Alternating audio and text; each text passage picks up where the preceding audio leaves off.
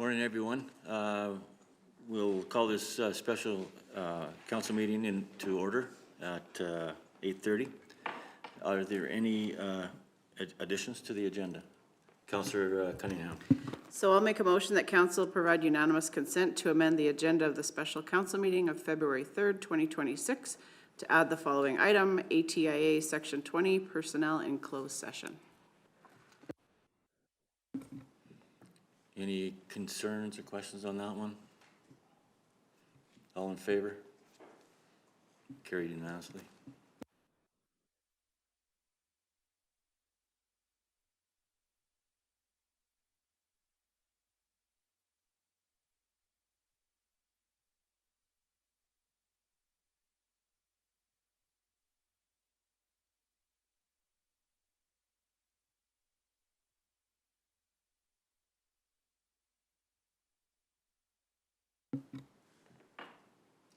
Councillor Olson.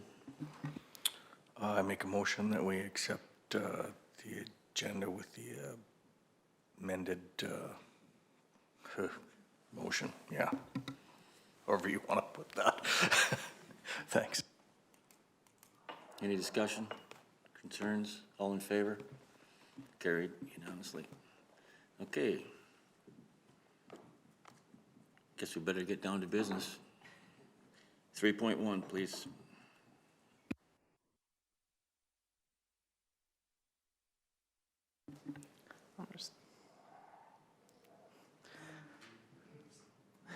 Good morning, Council. Today is a working session to understand the proposed 2026 operating budget and proposed projects. No decisions are being requested, but we are here to clarify assumptions, answer questions, and capture any direction from Council. This presentation provides a high-level overview of the proposed budget and key considerations. Following the presentation, administration is prepared to walk through the appendices in a structured way at Council's direction. As we go through today, we will log questions and direction from Council for follow-up.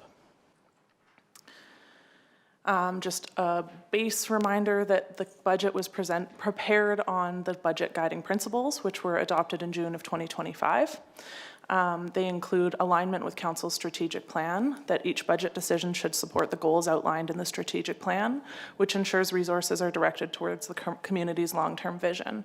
I would note on this one, this also includes Council direction in general and observing where Council's going with things and then adapting the budget in accordance with that. There's also sustainment of existing service levels. Maintaining the current level of service is a priority. The budget is prepared to maintain existing service levels or, again, amended levels as directed by Council. Maintenance of competitive tax rates. We aim to be competitive with other municipalities, which helps attract and retain residents and businesses while balancing our revenue needs. Review and recommend adjustments to service fees and rates as necessary. Fees and rates will be evaluated to ensure fairness and cost recovery. Adjustments will be recommended throughout the process and are implemented at the direction of Council. Continue to implement and monitor a proactive infrastructure renewal strategy. Proactive investment in infrastructure reduces long-term costs. This principle ensures we keep up with maintenance and renewal needs and is reflected in proposed proactive infrastructure projects and reserve contribution recommendations. And finally, enhance the stakeholder experience, acknowledging that budgeting is not just about numbers, but we aim to make the process clear and accessible for Council and the public. With that context, I'm going to move into the proposed operating budget summary. This slide summarizes revenues and expenses for 2025 versus the 2026 proposed budget. The detailed schedules behind this information are included in the appendices to this report. At a high level, revenues decreased by $487,800 compared to 2025. This decrease primarily reflects no transfers from reserves and decreased revenues associated with special levies. Property tax revenues are held flat at 2025 rates. For expenses, the total decreased by $627,490. This is primarily the result of eliminated positions and cost savings from careful budget review. The proposed operating budget currently shows a surplus of $139,683, which will be discussed in more detail on the final slide. This one's a new slide that council hasn't seen before, but this is just looking at how we went from an initial draft shortfall to the current proposed surplus. And this is in the background work that was done between when initial budget drafts were prepared by management and when senior leadership reviewed and when we've accommodated or included any council direction we've received. One of those things is the removal of 3 positions, which is consistent with council direction. Adjustments to campground rates and paid parking. These were highlighted in last week's presentation, as well as the removal of a cemetery grant that has had minimal uptake. We also have various technical refinements based on updated information and historical trending. Taken together, these changes moved the budget from a shortfall of $918,049 to a surplus of $139,683.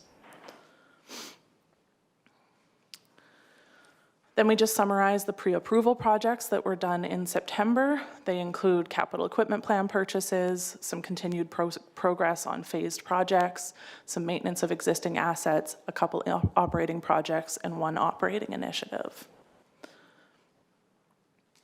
Then we have proposed projects, so these are ones that have not been approved by council but are being proposed for inclusion in the 2026 budget.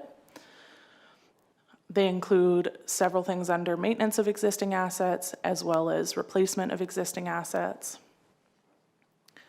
We've got a couple new assets, 1 component of a phased project, a few operating projects, and 1 new initiative for a total of $1,885,900.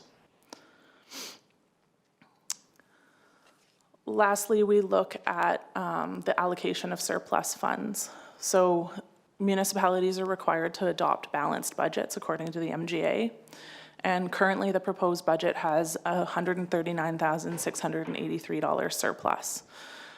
So this means that council has to figure out where they will want to allocate this money, or whatever number we end up with after council deliberations. There's a few different things that council can do. They can direct it into reserves for long-term infrastructure needs. They can use it to reduce total taxation revenue in the budget, or they can use it as any way that council directs. So that could be new programming, changes in programming, any decision. They could fund projects out of that surplus rather than fund them from reserves. It is really up to council decision. So that's just provides the really quick overview of where we are sitting on the budget, what has been proposed to council at this point in time. We can move into the detailed appendices. We're prepared to walk through the budget in a structured section by section way, but we'll follow council's direction on where you'd like to start, how deep you'd like to go in each area. Again, we'll document questions in any direction as we proceed. Any place you guys want to start? Got to look into, or carry on, I would think. I would propose we start with Appendix C. It's the, there's 2 different places you could start. We could start with projects because those are something that we were looking at potentially seeing if council was willing to adopt them in advance of the operating budget, just in order to facilitate work to start through the year. But we could also start, if council would like to start with the operating budget, I would suggest starting with Appendix C because it's the rolled up big picture version. All the Appendix D items, those support what is in Appendix C with a little bit more detail in our by department. But it's really wherever council would like to go with a finer tooth comb on looking at everything. Councillor Olson? And these are all already within these proposed projects are already within the 2026 budget, is that correct? Through the chair, yeah. So the proposed projects would be the ones in these prior 2 slides. So this listing of projects that are being proposed for council. And then there's the operating budget. So those are the 2 different components that are up for council discussion and up for council approval eventually. So just to be clear here, that we're not sitting to look at this to say that we don't need to do any of these or a certain few projects here? We can't say anything or what? Yeah, we can. Yeah, we can change. Okay. Okay. Councillor or CEO Cochran. Thank you. Through the review, this is council's opportunity to discuss each one of these projects, should you like to, in more detail, in addition to either taking those projects off the list or adding your projects to the list. That's also an option in this project discussion. So it's your direction. Well, when I look at this, it's a $1.8 million proposal here. And I think there's a lot of stuff in here that we don't need. I'm not in favor of replacing heaters in the old shop, replacing the shop gates. I mean, there's a couple things we probably need to look at, and that would be like the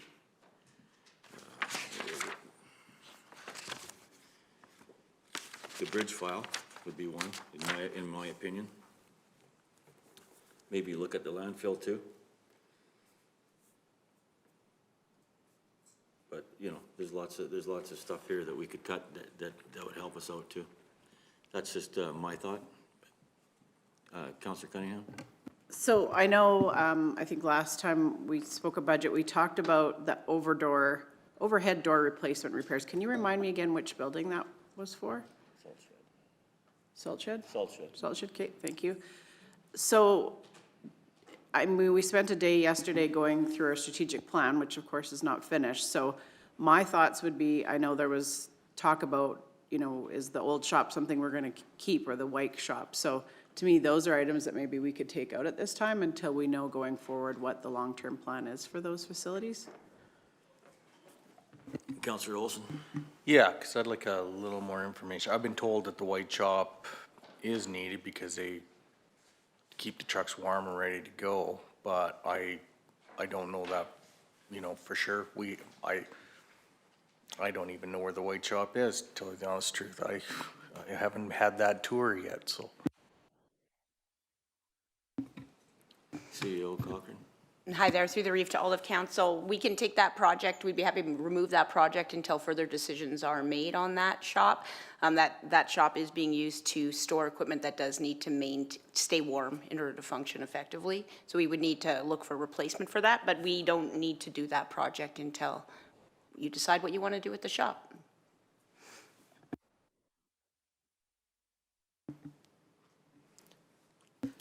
Councillor Hopkins? And just for a little further clarification on the overhead door replacement, was there something in there for the Trochu Fire Hall as well? I know we are having trouble with some of our openers. If you give me one moment, I will pull up the. Thank you.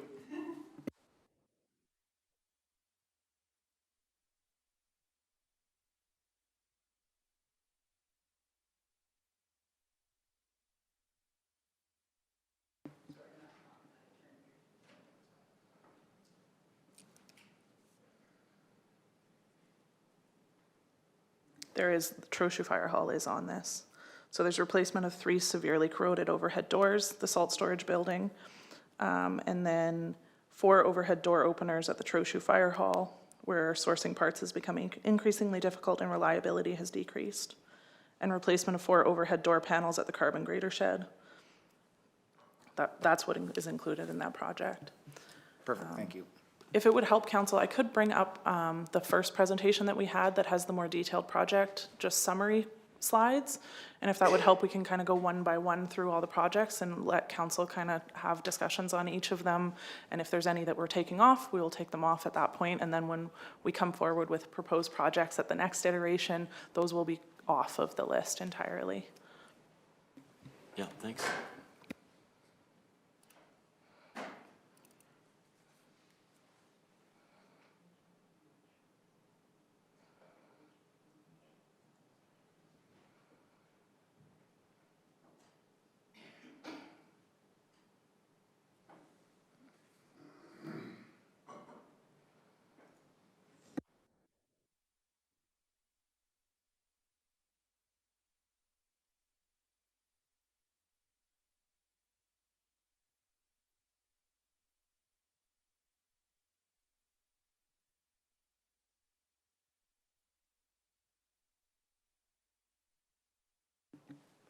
Okay, so this presentation goes back to the one that was on setting the stage in November.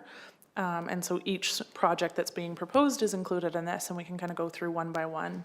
I would also note that for something like the overhead doors, there is possibility of council determining to adjust scope, and we would then come back with an updated budget in accordance with that as well. So this is just your summary list. Sorry, I probably could have gone a few more slides. So first, we look at maintenance of existing assets. So the first one is this Roads in Need annual program, and is intended to assess deteriorating condition of rural roadways in the county. And this is meant as kind of the initial step of the project to kind of do the engineering piece of it before actual repair work is proposed in a future budget cycle. And so there's $275,000 proposed for this year, coming from the roads reserved, with potential future costs looking at $5.3 million. But again, none of those future costs are approved by council, only the $275,000 is being proposed. Any future costs would come back to council in a future budget cycle.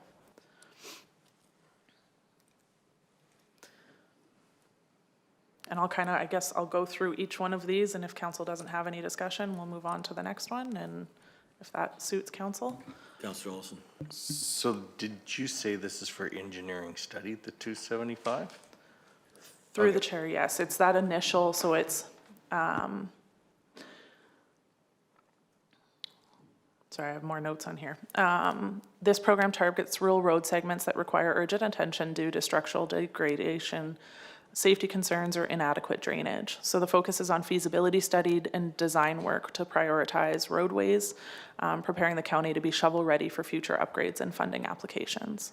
Activities include engineering assessments, roadway and drainage design, and site surveying.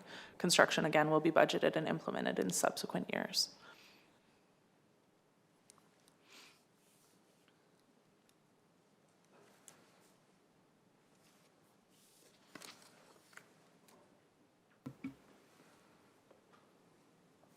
I guess we can move on to the next one.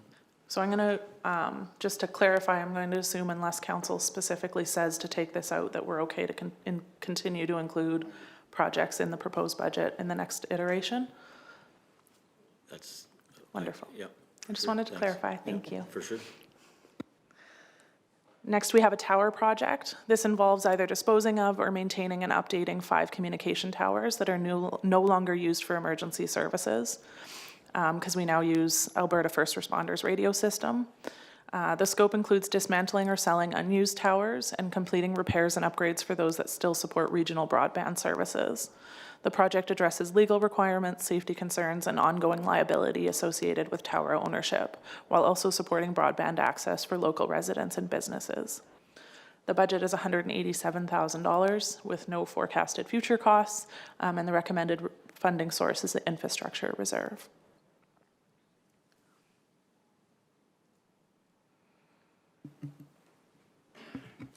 Councillor Hoppins. Do you happen to know how many towers are on this removal program? 5? 5, yes. 5? And how many will remain standing? Through the chair, I can check my notes. Give me one moment.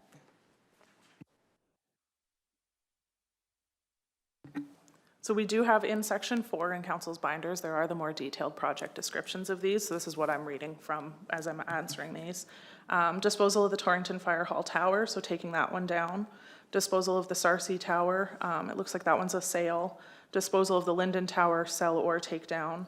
And then updates and repairs to the Carburn and Wimburn Towers due to their use in the region for broadband.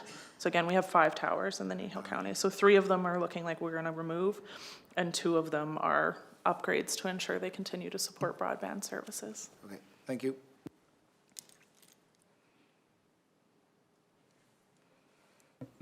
Councillor Woodstock.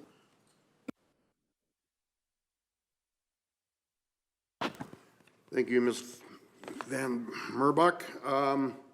Question, do we have a rental arrangement with any of the broadband services that are on our towers, or are we just doing that as a service for our residents? Through the chair, I'm not 100% sure on that one. I believe, I know we have, no, actually Drumheller Wireless rents space for broadband on the Linden Tower. Aqua 7 is also on a couple of the towers. So it does look like we do rent space on a few of them.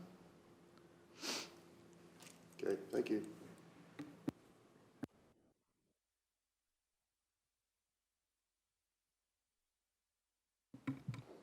So another question would be is, we're gonna have to keep some then, right? Out of the, 3 out of the 5, it sounds like. Through the chair, We're- 2 of the 5 2 we're of the looking to 5? keep, 2 of the yes. 5, okay. And the other ones were taken down? 2 are, 1 is takedown, 1 is sell or takedown, and the other one looks like sell. So So- we can't sell the other one? Or is it? Through the chair, I don't have that information on this note. I'm going to assume if it's taking down, it's not being utilized by anybody, so the likelihood of selling it is probably not very high unless somebody's already using it.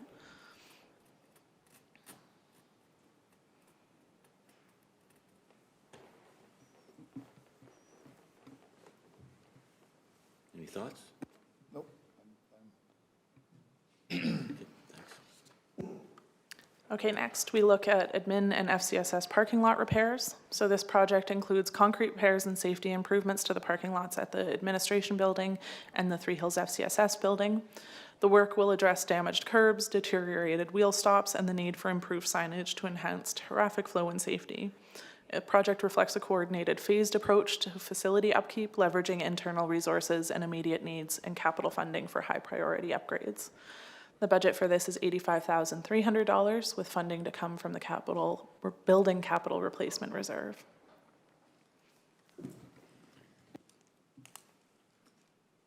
Any thoughts on that one? My thought is I don't think we need to do that.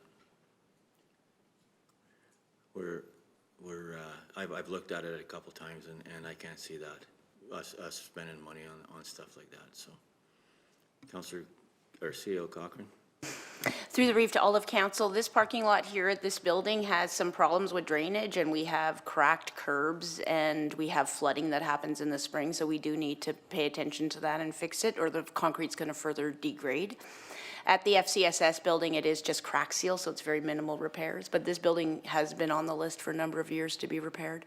We're doing it in-house instead of sending it out, which has saved us considerable, but I would suggest that if we don't want further damage, we do consider this.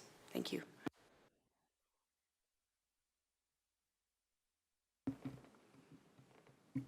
Any comments, concerns?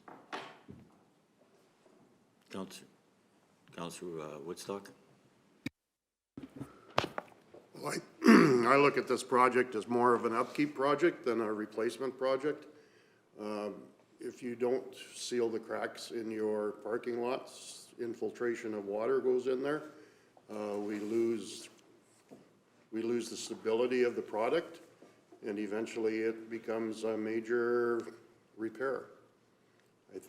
I don't know what the actual cost of crack sealing will be. It doesn't look very costly, but on the other hand, I don't know.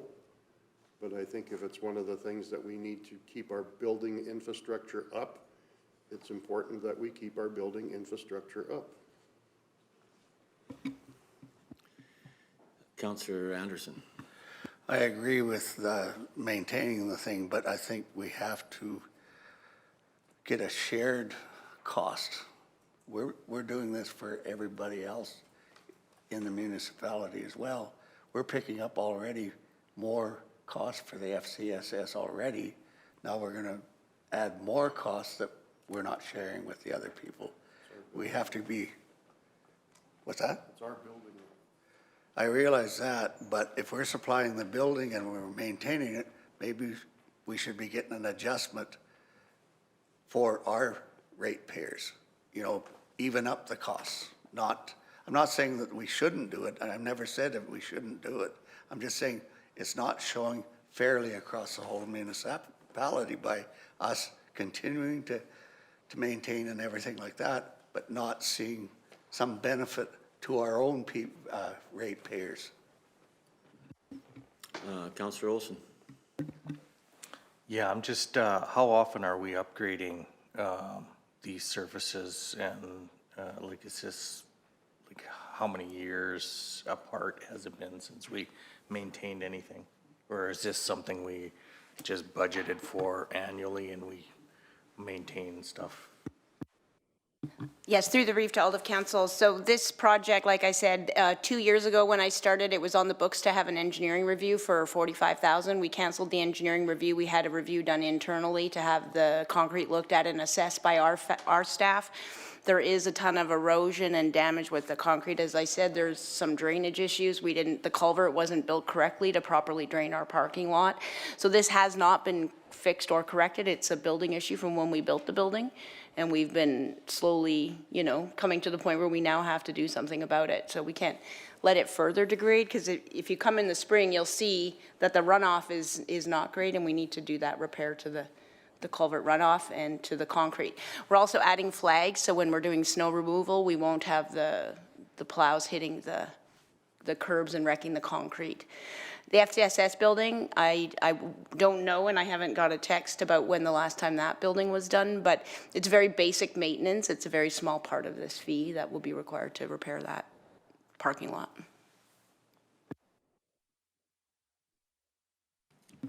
Councillor Olson, or Then if we're not doing this all the time, then maybe we could split this up over a couple of years and do the corrective stuff with the water and that, and do the cracks maybe next year, if we're, just a suggestion. I can kind of help you out there. One of the things is crack sealing is just so the water doesn't get in. We got lots of cracks here. I got no problem with that. I don't think we need to spend a lot of money on the FCC parking lot other than doing that crack sealing. I don't think we need to spend, it may not be a total rebuild of 85,000 out here either. You know what I'm saying? The problem is, where I'm coming from with all this stuff, yes, there are buildings, or yes, there's some of our stuff. But we seem to be spending, like, there's $1.8 million here that we're spending on our stuff. Some of this stuff, I'm pretty sure that we don't have to, but I mean, that's something that we should be very careful on. There's other means and there's other places these dollars should go to.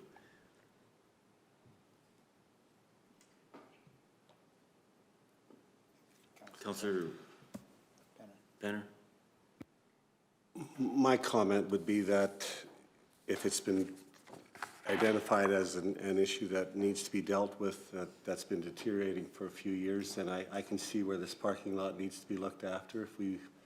If we want to give the administration direction as to holding off on the FCSS parking lot for another season or another year, I'm happy with that kind of direction.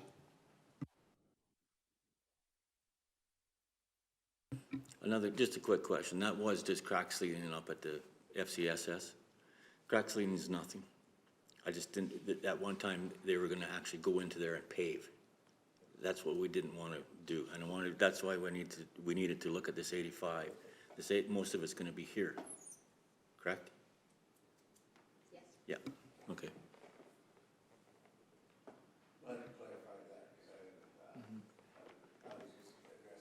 Yeah. Correct. Any other concerns? You got some direction there? Through the chair, so are we including FCSS crack sealing as included, or are we adjusting the scope of it to exclude that out of the project? As long as it's just, as far as I'm concerned, what I'm hearing here, these guys can speak for themselves. You can crack seal the FCSS, but not pave it, not do any more than that. And then the majority of that dollars is here. I'm okay with that. CO Cochran? Thank you. Through the Reeve, just got a message that there is also a few minor curb repairs, but nothing serious. Is that fine still? Is that fine with you guys here? Curb repairs here. There's a few minor curb repairs at the FCSS building, but nothing, there's no replacements or nothing serious. But it's our assets and we want to maintain it, and because it eventually would be ours to do what we want with, so we don't want it to degrade. It's a minor expense, and I can come back and break it out for you if you'd like. Thoughts?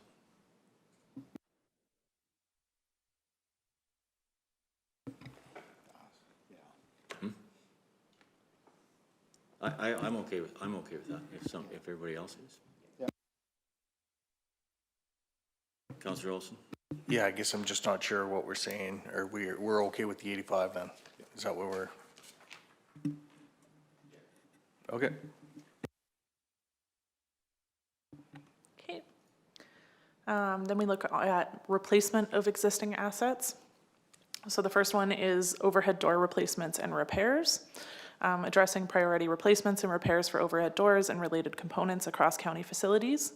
Inspections identified several doors with major structural or mechanical concerns, particularly those operating in corrosive environments or serving emergency functions. The scope includes replacing corroded doors at the salt storage building, unreliable door openers at the Trochu Fire Hall, and damaged door panels at the carbon grader shed, along with other necessary hardware and safety updates. The budget for this is $140,300, with funding coming from the Building Capital Replacement Reserve. And again, there's no forecasted future project costs or operating budget impact. And this would be another one, just like the parking lot ones. It's that proactive infrastructure maintenance, ensuring our buildings stay in good condition, and ensure that we don't have larger repairs coming in the future. Councillor Olson. Again, I'm just wondering, is this something, like how often are we repairing these doors? And again, I'm just wondering if there's a way that we can start staggering some of these door replacements, or we just wait till they all fail and then have to pay a huge amount of money to fix them up 1 year.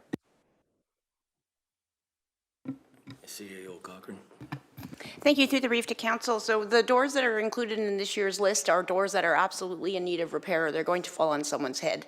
So we do ensure that we follow the standards aligned with the preventative maintenance and replacement that's prescribed, because we want to make sure nobody gets hurt by these doors falling down. So these doors are absolutely in need of replacement. We replace as needed, so they are on a staggered schedule. We have a number of overhead doors. Our facilities coordinator has looked at all the doors and created a schedule for them, and that's in our long-term capital, and I would be happy to provide you that, but we do try to stagger things, so we're not replacing every boiler in every building on the same year, and vice versa. Yeah, that's what I was getting at. I just wanted to make sure there was a stagger. So we could probably see something like this in the next year's budget. Is that what you're saying? Another quick question I have is, this 140,000 isn't an actual. Yeah, thanks. Can I speak to that? Yeah, so when we put together our projects, managers and project owners are required to develop their project sheets, and they're needed to get 3 quotes. They have to be quite detailed, but we could come in under budget. We do create a contingency. We're looking always, of course, to come in under budget, but these are all estimates based on quotes. Okay, thanks. Any more questions on this? Concerns?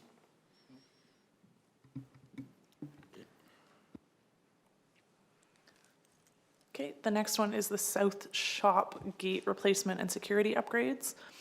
This project involves replacing the South Gate openers and keypad access controls at the Three Hills Maintenance Shop. The current gate system has experienced significant downtime and is no longer reliable. The new system will include weather-resistant keypad access controls and upgrades to integrate with the county's centralized access and security network, improving both reliability and security for staff and equipment. The budget for this is $88,000, with funding coming from the Building Capital Replacement Reserve. Again, no future forecasted project costs or operating budget impact are included.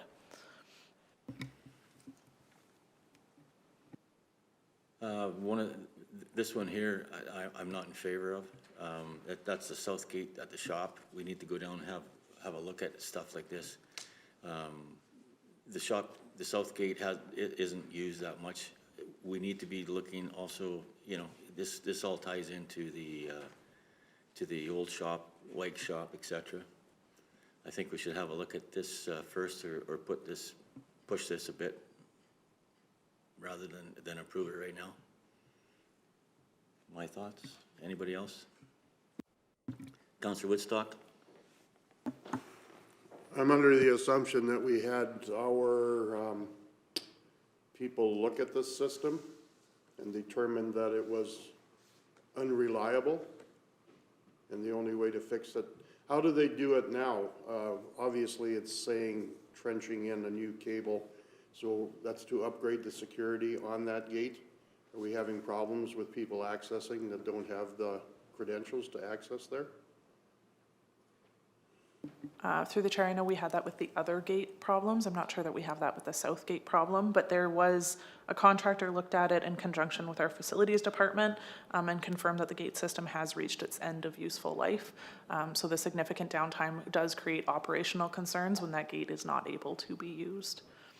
Okay, so we had somebody look at it that was qualified and said this needs to be replaced because it is at its end of life. That is correct. Okay, thank you. CAO, talk. Thank you, through the reeve, sorry. This gate, the south gate, is where all of our big equipment comes in and out. It's how we access our gravel, and if it fails, it's very difficult for us. We got to get Will over there right away to make sure the gate gets opened if we can open it. So it's critical that we replace this gate so we can continue to access in and out of the shop to get the gravel and get the big equipment in and out. It's not the front gate, it's the backside one.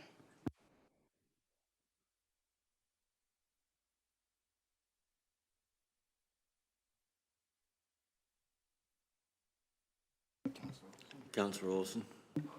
Yeah, so with the cable, it sounds like there's gonna be a camera involved in this security system, is what it sounds like to me. As far as the gate, like, if it's a cantilever gate that goes back and forth, like, those cantilever gates last a long time, so this is more just for the motor, and the security and that, is that correct? Through the reeve, I'm not really certain if it's the motor. I'm waiting, I'm getting it come in here. It's for the openers. It's also to add a scanning card so that we have security into our lot coming in. So all of our gates have security scans. We did a security upgrade last year to protect our assets. That gate needs to have the wiring put in so we can put the badge scanners and then the remote controls for the vehicles to get in and out. So it is the openers. It's not the actual gate itself.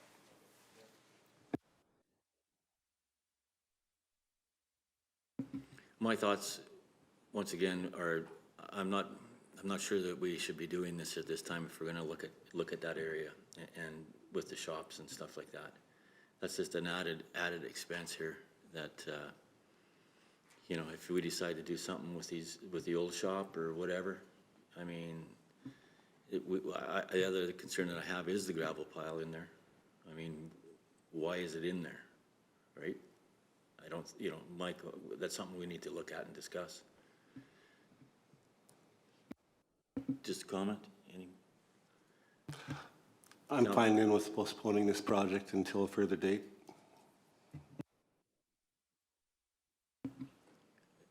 Okay, everybody okay with that? Yeah, okay, thanks. Oh, Councillor Olson? Sorry. So the budget has to be approved by the end of April, is that correct? So this would have to be done, what kind of lead time do you need if we were gonna include this in the 2026 budget? Through the chair, so there are kind of two pieces of the budget. There's the project component and then the operating budget component. Administration was hoping that if council was considerate to that, approving projects in advance of the operating budget in order to facilitate work to be done, contractors to be brought in, everything to get so that it can be done during construction season this year. So we were proposing to bring these back on February 10th. Obviously, that is completely up to council's control because it is council's budget. We could, if council is not ready to move forward with one project on that list or several projects on that list, they can be parked and not included in any formal approval. If we look at having more operational issues where the gate completely fails on us, that would be something that would be brought back to council independently of the formal main budget approval. So really it's up to council how they would like to handle this. Councillor Olson? So yeah, then this is my question to council. When are we gonna get this done? Like, when are we gonna get down there to look at this stuff before it's needed to be approved? Councillor Woodstock? Well, I'm not sure what my input would be looking at a gate and a gate opener. As far as why are we piling gravel there? Well, we're piling gravel there. The gravel is there, it has to move out. We have heavy equipment that's coming through this gate, which is unreliable. Do we need to send our techie down there because the gate won't open? Or should we fix it so that it does open? There's a number of things here that you want to delay it, which you're gonna delay it because the cost is gonna go down in the future, or you're gonna delay it just because you don't wanna do it now. I'm no expert on these gates. Me taking a look at the gate saying, well, it looks like it could use paint is about my only option. I'm not gonna look at the internal mechanisms of that gate. I'm not gonna, I've already heard that it's unreliable. It's got to the end of its life as far as the openers and all that kind of stuff goes. I don't expect it to start working all of a sudden because we've decided that, well, we don't need gravel there and we don't need to bring our heavy equipment through there. Unfortunately, yes, we have gravel there and we do have to bring our heavy equipment through there, and the gate is unreliable. So my thoughts are, if it doesn't work, it should probably be fixed. If it works, don't screw around with it. But it obviously does not work. Councillor Cunningham. So I guess maybe we just need further clarification on that. Like when I read this, when it says reaching the end of life, to me, that means it's still working, but in the future, we can see that it's not going to. So I guess a little bit of clarity on that. And just when we talk about budget, like when we approve budget, it's not the end of it for the year. Like if there's something, you know, that comes up, like Ms. Murbach said, they can always come back. Like if we want to have a, you know, more substantive look at the shops down there and what we see going forward, we could certainly do that. And then if come July, they're like, this thing is toast, that can come back to council. Like it's not a one and done kind of thing. So just so folks are aware that, you know, we certainly can stall on these projects and they could come back before next year's budget.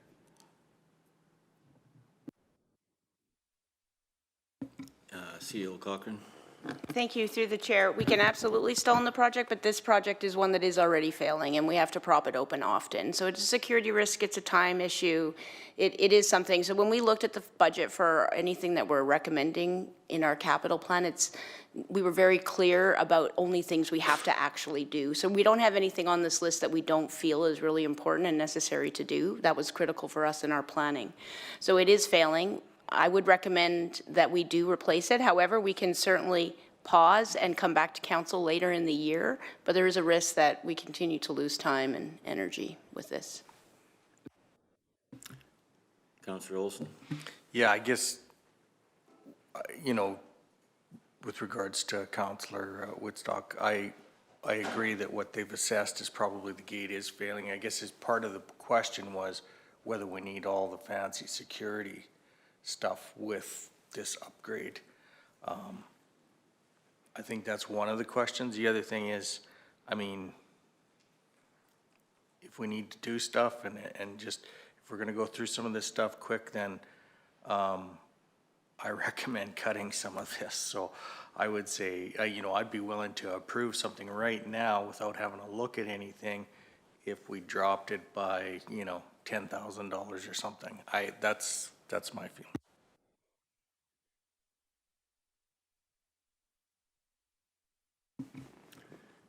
Any other concerns? So far, we got, Councillor Woodstock. Well, currently the budget is set for $88,000. If we drop it by 10,000, what is it that we're losing, that we're not gaining out of this? Is 10,000? I don't know. It makes it really difficult for me to say, okay, this is what this project is going to cost, is the 88, that budgeted 88,000 or assumed 88,000. And okay, fine. So we say, we'll drop it to 78,000. Okay, so what is it that we're losing, that we're not getting? I don't know. On top of that, security is an issue with our organization. I guess we need more detail, which I don't know if I actually want more detail, because what I see here is something that needs to be done. And if we say, okay, we'll put it off until it fails completely in August, where are we taking the funds to And who knows, by August, if something should happen and that gate gets destroyed because it doesn't open and close the way it should, that'll add to the budget, and where are we taking the money from to fix it at an emergency situation? Through contingency, I would assume, but will there be enough contingency to do what needs to be required? Or is there gonna be an additional cost to this 88,000? I mean, I don't see this as being something that we put off because we want to see it done for 78. I don't see that as being reasonable. So what we have out there right now is we have a couple guys that need to, or would like to see it parked for a bit, and we have people that want to knock her down and or just pay it. I'm still leaning to the part where we park it and we have a look at that whole big picture down there. I don't know where everybody else is standing on it. That's not giving you much clear direction, but.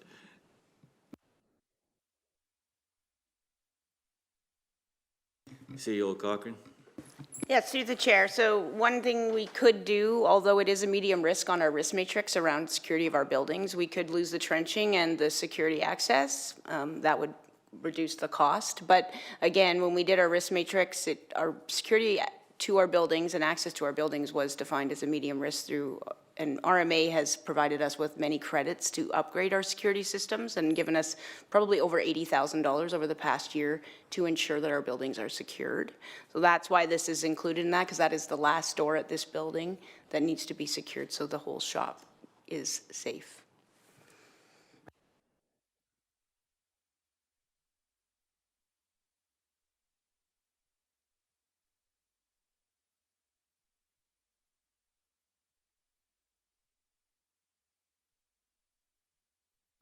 Councillor Hopkins? I'm kind of on the fence with this one. Part of me feels that it's part of our maintenance upgrade to our facilities. Yet at the same time, I've got gates where I gotta get out, use a key and a lock, and it's somewhat secure, or well, secure. So, like I say, I'm on the fence as to why can't somebody get out of their vehicle and unlock a, do it the old-fashioned way, manual. So I'm either way, I don't.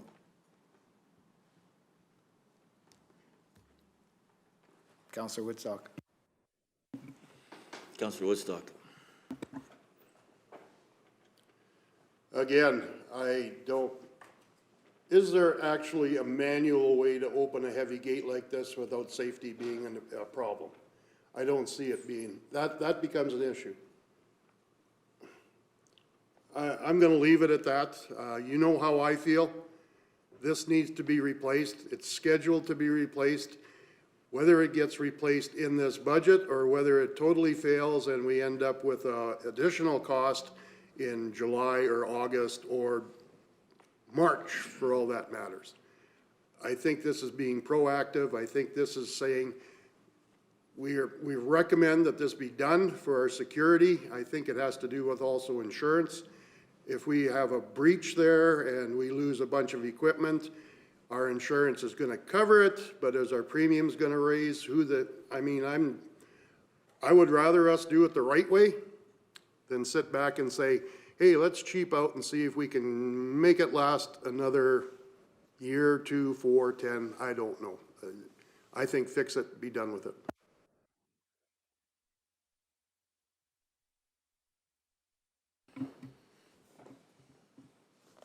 Any other concerns?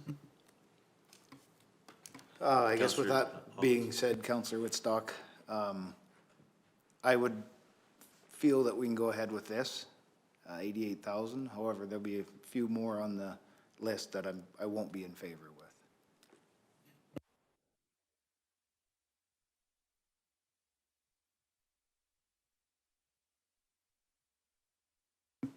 Everybody okay with that? Or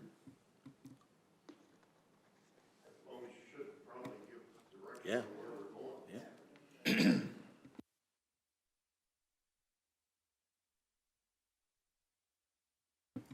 Councilor Cunningham? Yeah, the discussion has been good, so yeah, I'm okay to carry on with this. I think, just listening to everybody around the table, like the more information we can maybe get, like further breakdowns, that might be helpful for us to kind of, to know the actuals on each kind of portion of that. So I'm fine to go ahead. We want our buildings to be secure, our equipment to be safe, insurance, like we said. Just one question I would have is, the existing system, do we know the age of it?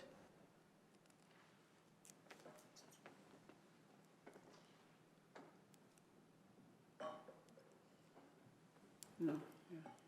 Could be original to the build, yeah, okay. Yeah, that's okay, yeah. And I mean, obviously, with the people that are gonna install, there's, like, we would hope there would be some warranty and some kind of a lifespan on this project, yeah.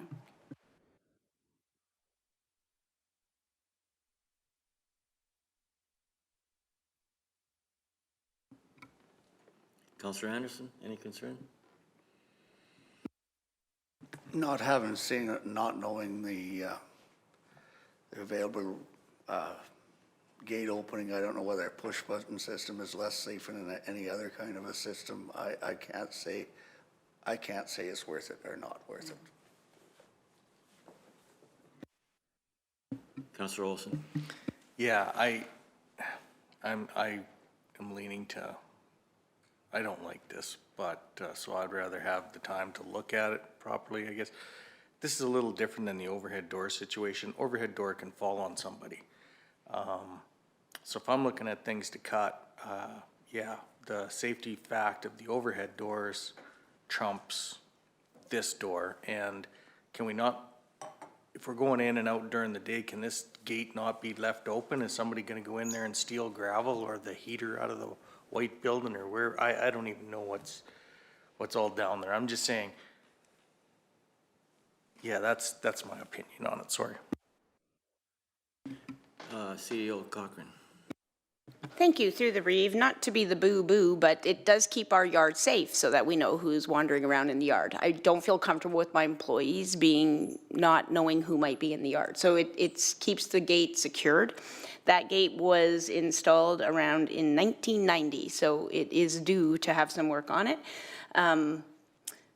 Yeah, I guess that's all I have to say about that one. Oh, I did have information about the overhead doors I can fill in now instead of sending you an email. But the replacement cost for overhead doors is $827,000 combined. We have 51 overhead doors, and the 3 that we're replacing are in the worst condition. Just for your FYI. Councilor Olson? Yeah, no, thanks for that. That's helpful. Some of this.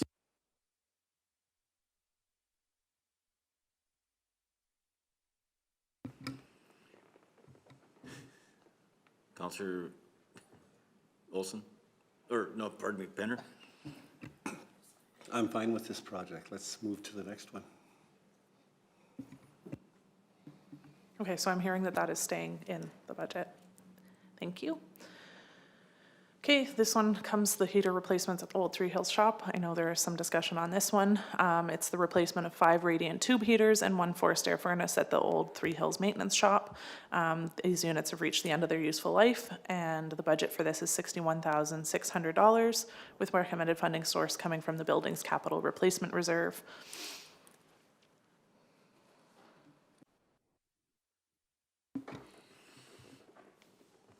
Councilor Hopkins? I would propose we hold off on this one, just until, we've talked about getting down there to have a tour, and I personally would like to go down there and have a tour of this building, along with the white shop, the Three Hills, the sign shop, and Wilson Storage buildings before we make any decision on this. I know there's been some discussion over selling, subdividing, getting rid of some of these, so before we spend money on them, that would be my suggestion. Councilor Olson? I am in agreement with Councillor Hopkins.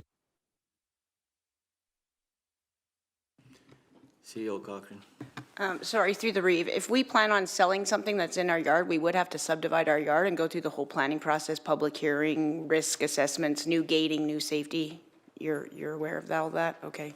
Just wanted to make sure we're on the same page because it isn't in the yard. Right. Yeah, okay. Counselor Woodstock?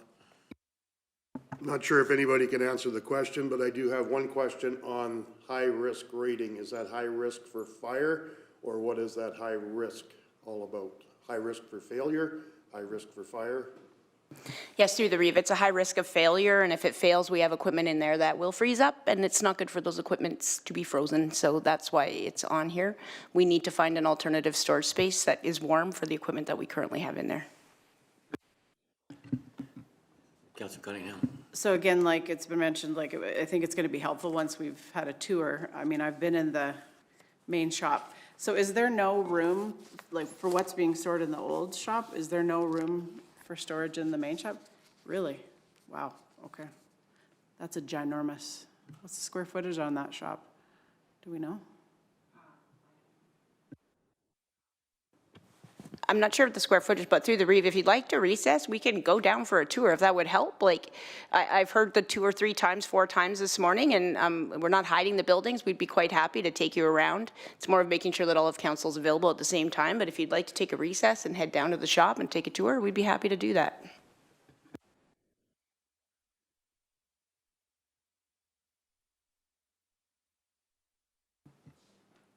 I think that's a great idea.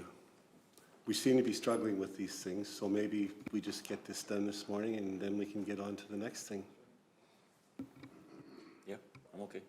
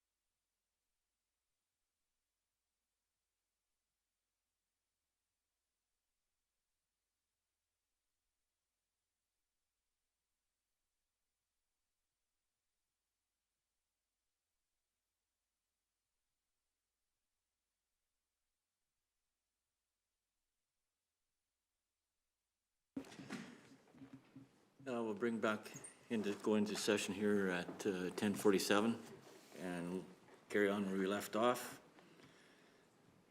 Go ahead. Okay, so we left off at the heater replacements at the old Three Hills Shop project. I believe this was kind of being parked by council unless something has changed in the meantime, or there's further discussion. Any discussion on that?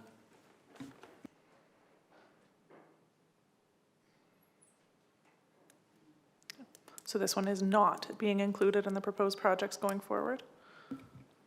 Is that correct? That's correct. Okay.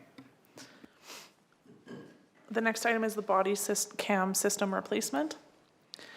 This project will replace the existing body camera system used by Kneehill County peace officers. The current equipment and provider are no longer in business, making it impossible to obtain parts and support. Body cameras are a critical safety tool recommended by the Alberta Solicitor General Community Peace Officer Manual and the Alberta Association of Community Peace Officers. They record and archive all in-person enforcement interactions, supporting officer safety, liability reduction, and quality assurance. The new system will continue to link with the in-car camera systems and meet audit trail requirements for secure evidence storage. The budget for this is $60,000, with recommended funding coming from the Transitional Fund Reserve.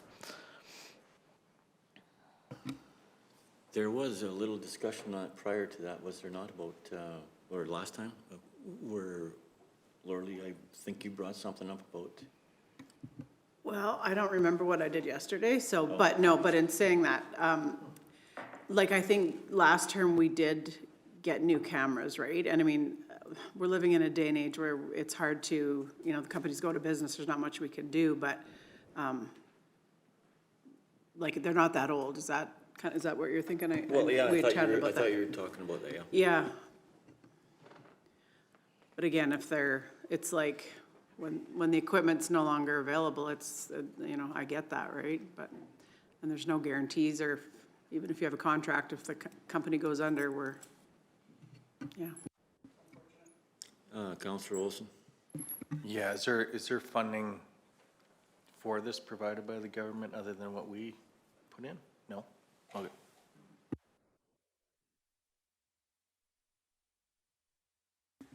Just a question, do they have, so they have no body cam right now, or in place?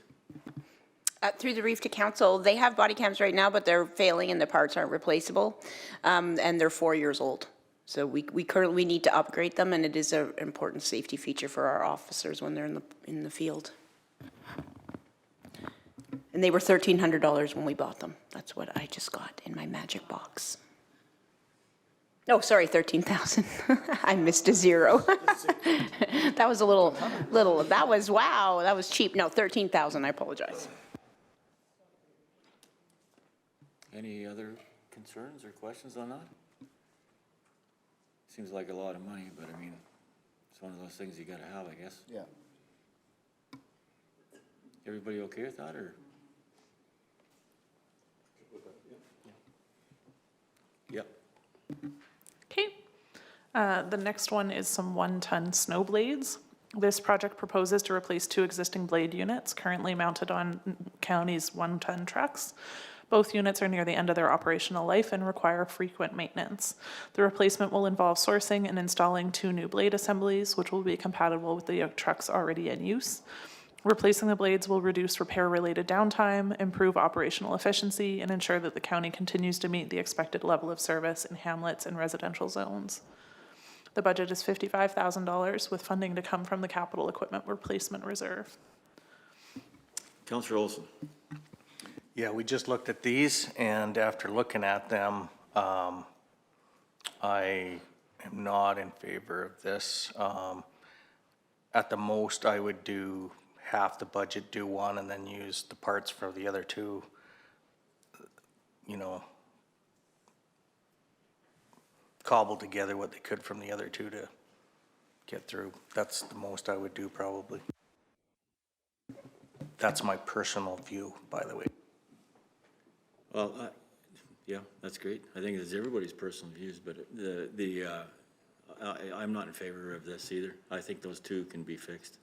I don't think it's that big of a deal.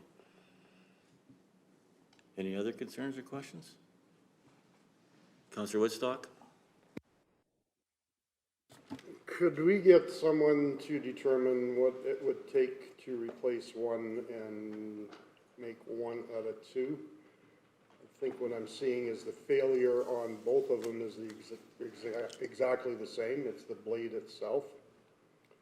So I would like a little bit more information on whether it's feasible.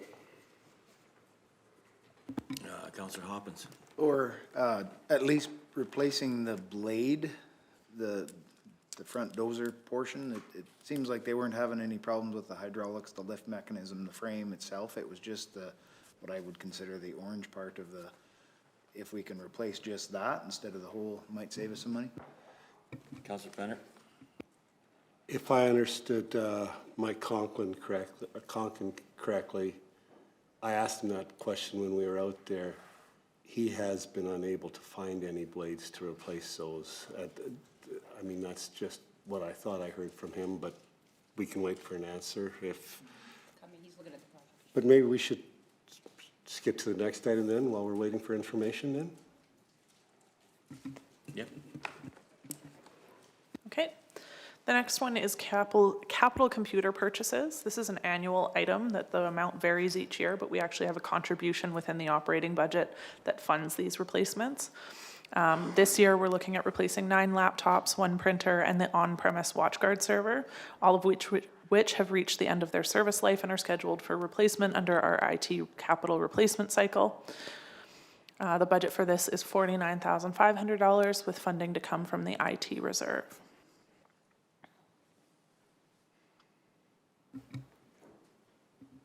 Comments or concerns? Counselor Hannah? I don't know enough about computers to make a judgment call one way or the other, so I would have to go by the recommendations of the IT specialist. I think it's probably worth doing.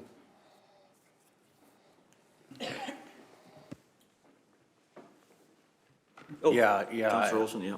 Yeah, I'm okay with this too. I know where computers can go, so, yeah, keeping up with this stuff is important. This is how we run a lot of stuff. Anybody, other concerns? Everybody good? Okay. Then we've got some building code upgrades. So this project addresses code-related deficiencies that have been identified during facility condition assessments. The main focus is installing backflow prevention systems for potable water at several county facilities, along with replacing hot water tanks, plumbing fixtures, and making safety upgrades such as fire stopping and concrete repairs. These upgrades are necessary to maintain compliance, protect water quality, and ensure safe, reliable operation of county buildings. The budget is $43,500, with funding coming from the Building Capital Replacement Reserve. I guess I have one question. What buildings are these? If you have that.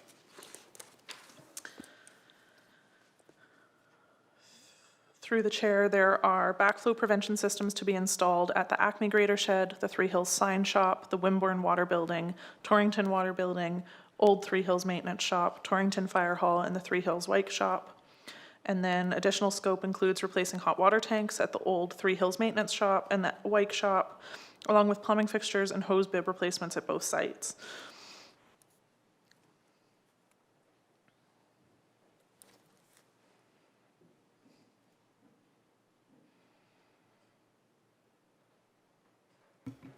Any thoughts, concerns?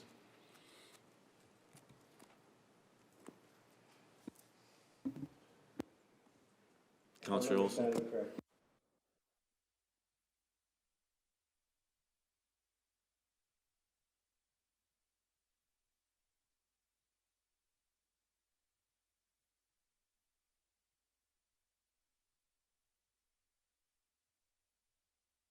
Counselor Olson? Sounds like this would also be an insurance thing, is that correct? But yeah, if that's what it is, I'm okay with it.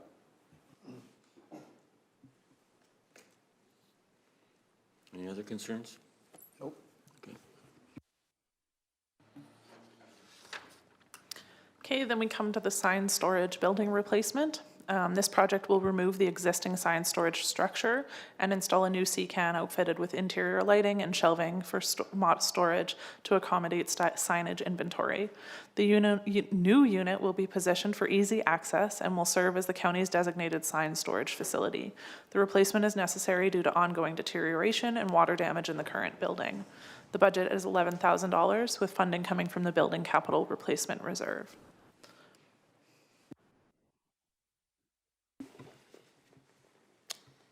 C-can, everybody's okay with that, probably? Yeah.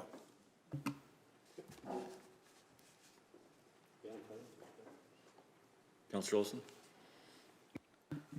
Well, just seeing how many buildings we have, I think we could probably find a place for the signs within the buildings we have, but that's just my personal opinion.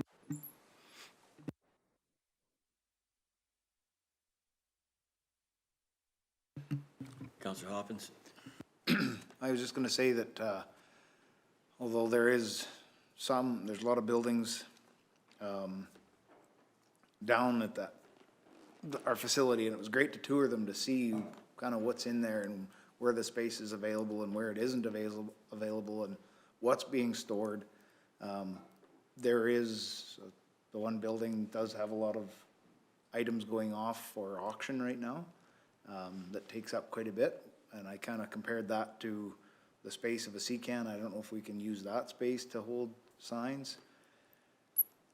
But at the same time, the old sign shed is pretty much done, and a C-can is guaranteed safe storage that's out of the elements, no mice, that can be used for signs. So I'm okay with putting this proposed budget 11,000 through.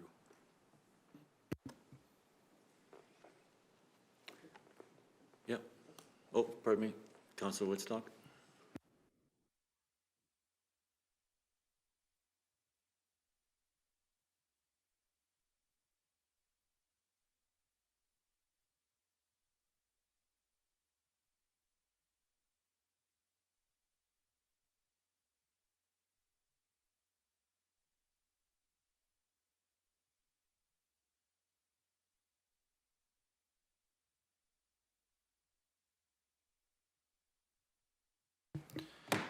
Through the chair, that's sign building that would be decommissioned. No, there's no salt. I believe there's insulation. Obviously, we would have to do asbestos testing to see if there was anything of that sorts in there. A lot of the decommission would be I would have to check with facilities, but it likely would be an in-house project when we have an excavator in the yard. Dismantle that building, haul it to the Torrington burn pit, and dispose of it properly. So.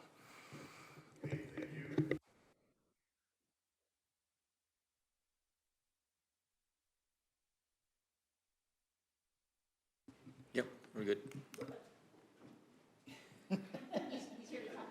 Oh, okay.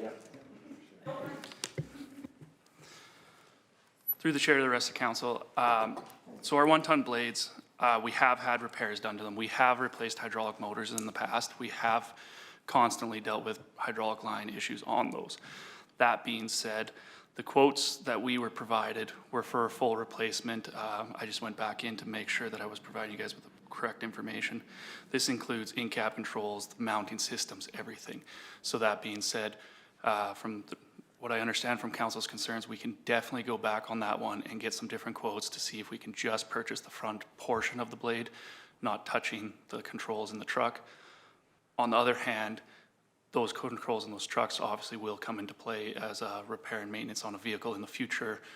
When those units get replaced, they will have to be rigged up with the proper equipment. So not that those costs will ever necessarily completely go away, but as units are replaced and down. So we try to have 3 trucks set up for it. We have 2 blades, but 3 trucks set up to plow. Due to if a truck breaks down, we're still able to provide that level of service with the 1-ton blades for the hamlets. So we can definitely go back and get some more accurate quotes for this year. Counselor Hopkins? Was there any discounts with multiple purchases? Through the chair, there was not provided any type of discounts like that, so.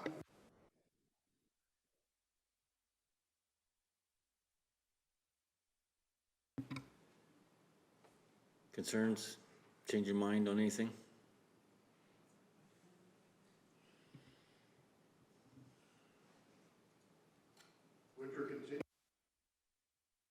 I'm fine with the ones that are on there.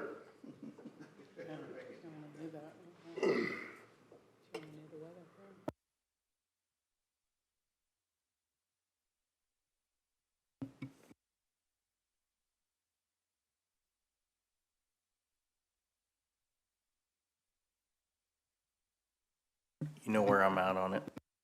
Yeah, and I guess I'm sitting there the same. I would be the same as well, hold off on this project. Other concerns? Everybody okay with that? Counselor Woodstock? So what are we looking at? Looking at replacing just the blades themselves if possible? The actual deal was hold off on that project, hold off on the 55. Okay, well,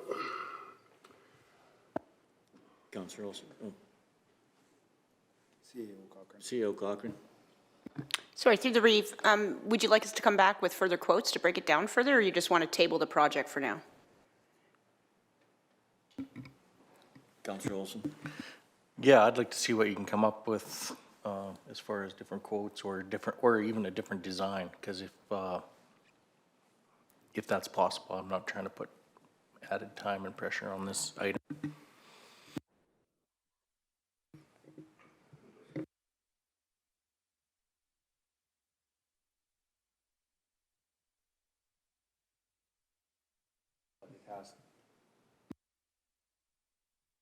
Counselor Olson? Yeah, but we're deciding now because we're wanting everything in place and ready for the start of next year is what I'm thinking that, they're wanting, yeah. So the thought would, oh, go ahead. Through the chair, I could definitely have all that information back for you guys for next budget meeting. I can get some more quotes and some options that we can obviously work with and make sure that it meets our operational needs and provide you guys with that information next budget meeting. Sounds okay to me. Everybody okay with that? Yeah. Okay.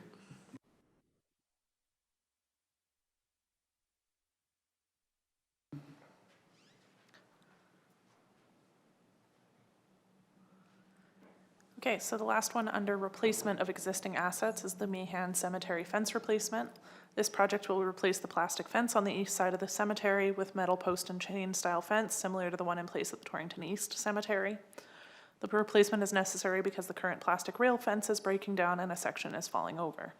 The new fence will provide a more durable and elevated structure as preferred by the Catholic Church, which manages that portion of the cemetery.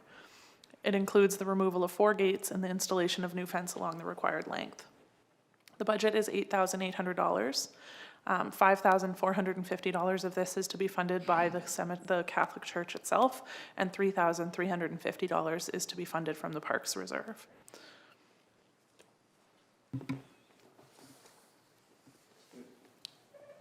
Counselor Olson? I only have one thing to say on that. It looks like from the pictures before with the plastic fencing that most of the damage was down low, and I'm assuming it's probably from weed whipping. So I'm just, yeah, I'm in favor of the metal. Sorry, but if we have other plastic fences out there, yeah, they just need to either put something to protect down there or just so we're not running into the same thing with a lot of these. Any other concerns? Nope, I'm good. Everybody's okay with that? Counselor Woodstock, you okay with that? sure nobody's gonna escape. Yeah, I agree. I guess that's, yeah.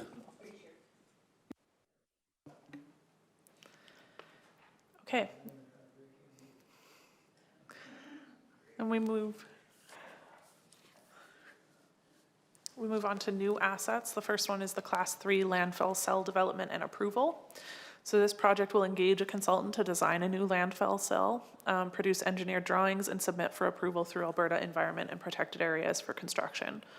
The new cell would be located within the boundaries of the existing Torrington transfer site, and the project is necessary to maintain service levels for county ratepayers and ensure compliance with regulatory requirements for waste management infrastructure.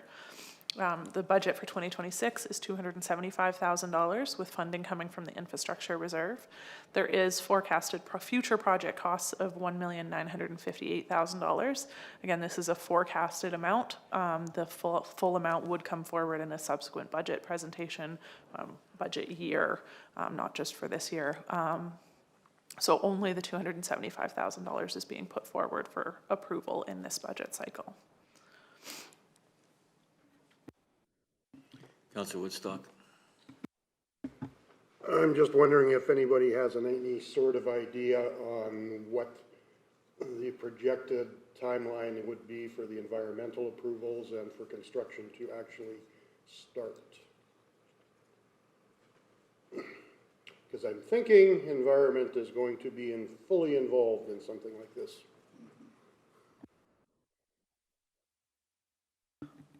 Through the chair, I believe the hope would be that construction could happen in 2027, but it would be entirely dependent on what Alberta Environment does with that.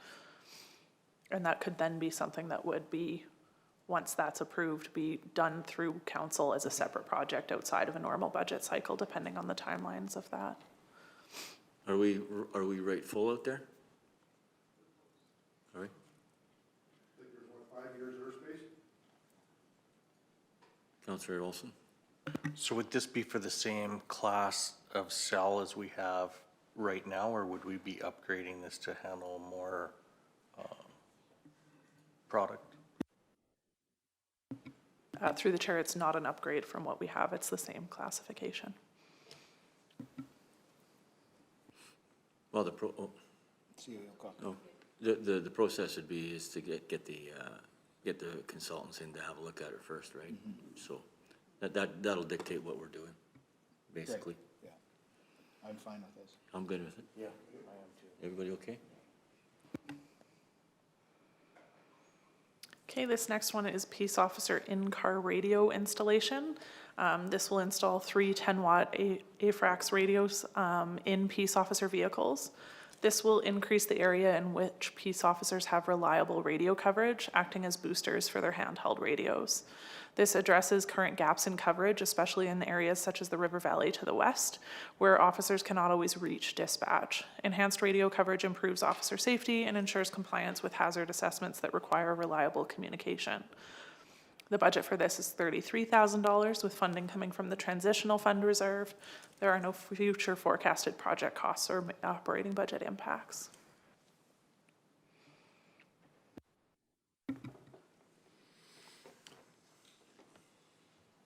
I wish we could combine the two, radio and the cam.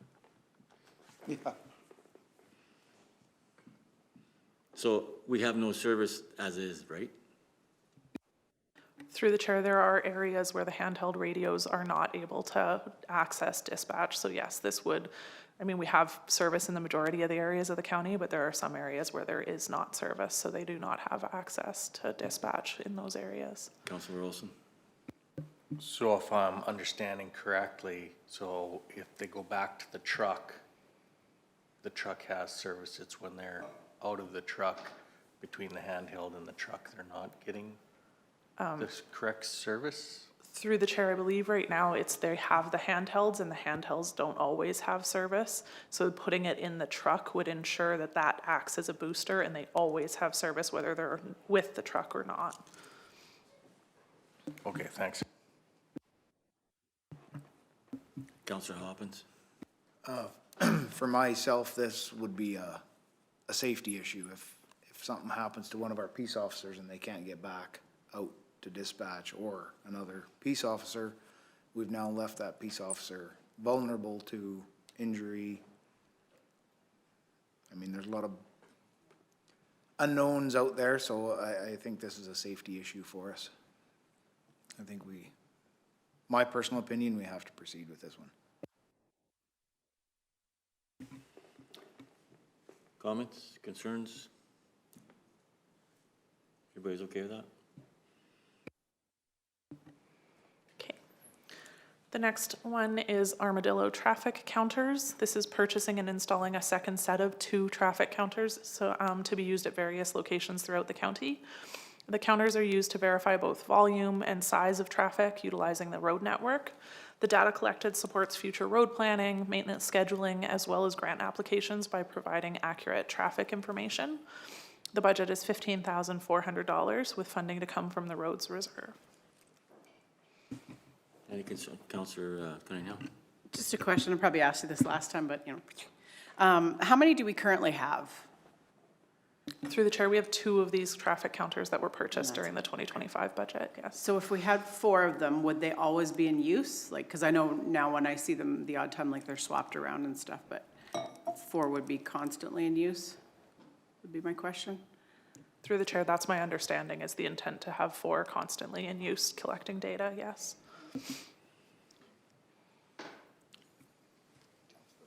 Councillor Olson? I guess my question is, have we actually used this data to make decisions within the county here? Through the chair, the first set were purchased through the 2025 budget process, so I think we're kind of in the earlier stages of collecting that data. But yes, the intent is to then have that information to make good decisions about what roads are being used more, what type of traffic is on each road. And then also sometimes we can support grant application information when we have that data. So not presently because it's a newer program, but the intent is to use it for decision making, absolutely. Councillor Olson? So we've bought 2, and we haven't used the data yet on those first 2 just because of timing and collection and whatever else, but we're wanting to buy 2 more without knowing if the information is useful. If that's the case, I'm not in favor of that. Where's somebody? Okay.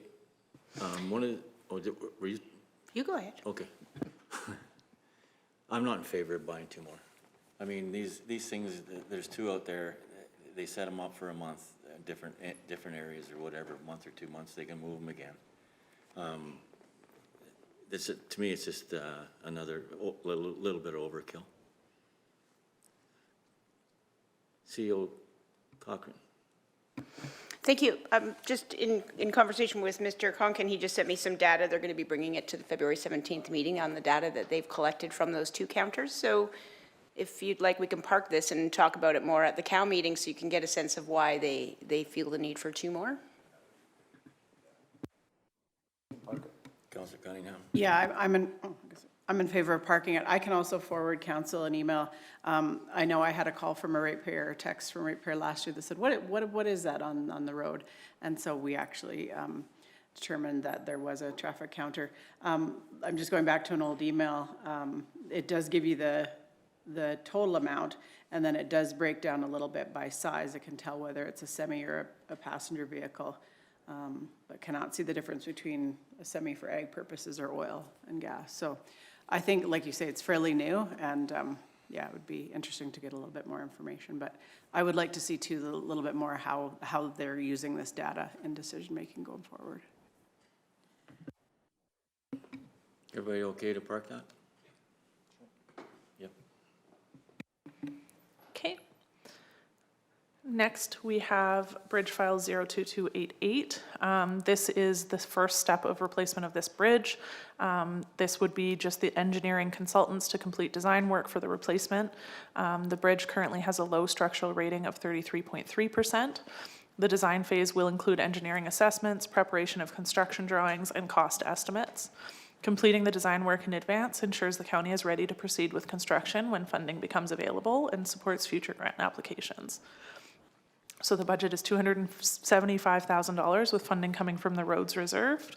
And then there's forecasted future project costs of $1.1 million. Again, $1.1 million is not part of this year's budget, only the $275,000 is. And once that work is done, then it would be included in a future budget cycle for council consideration. Does anybody know where this is at? Can you tell why you're legal?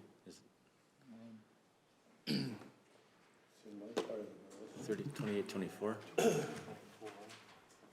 be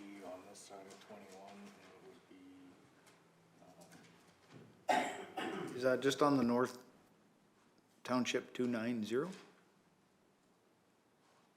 Or is it on the side?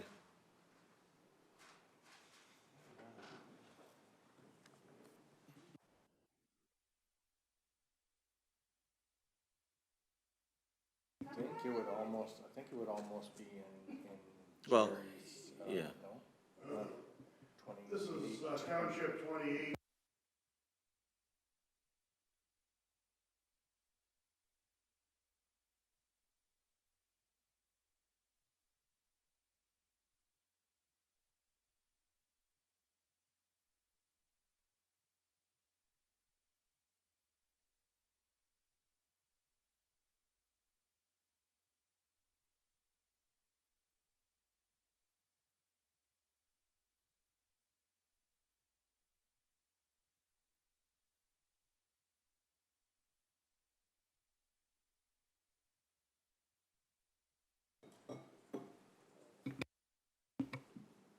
Okay.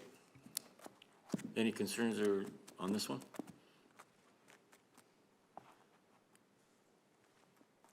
Nope. Good to go? Okay. Then we have a couple of one-time projects. The first is the aerial photo update. So this project provides a full replacement of Kneehill County's aerial imagery as part of an established 4-year renewal cycle. Updated photos will be acquired and processed for both rural and urban areas. This is one where we are partnering with an organization that then does a bunch of the urbans in the area and some of the other counties, so we get some cost efficiencies related to that. The budget is $99,000 with funding coming from the infrastructure reserve. That's the total budget, or is that our share cost? Through the chair, that is our portion of the cost. Ooh, okay. Concerns, questions?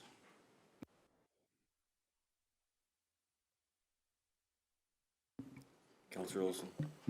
So we pay this every 4 years, or how much has this gone up since the last 4 years that we have done this? Through the chair, the last time it was actually about $110,000. Imagery costs have kind of gone down in the last 4 years, so it's actually less than it was.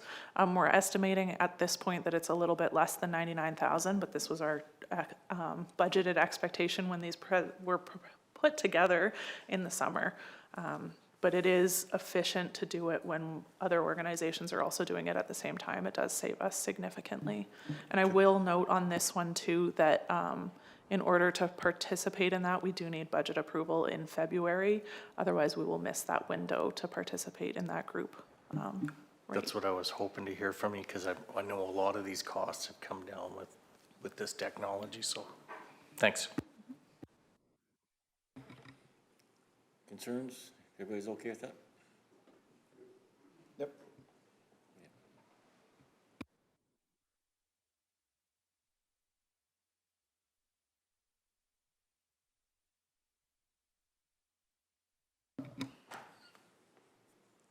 Go ahead. Through the chair, could you just refresh me on what the questions were asked? I think I missed one of the ones on, I think the location of the bridge file 228. So that's on Township 290, just off of 21 to the west. So the background on that structure is there's actually 2 different channels there with 2 different bridge file culverts that are under one bridge file number. Low sufficiency rating, huge cut to get down to it. So just trying to figure out the proper channel through the engineering. Likely it would be liners and stuff is what they're going to recommend. Also, in talks with them, chances are out of this project, they would become 2 separate bridge files after construction, just due to the distance apart. They actually are almost, I believe they're almost like 400 meters apart from each other. But they're both registered under that bridge file number.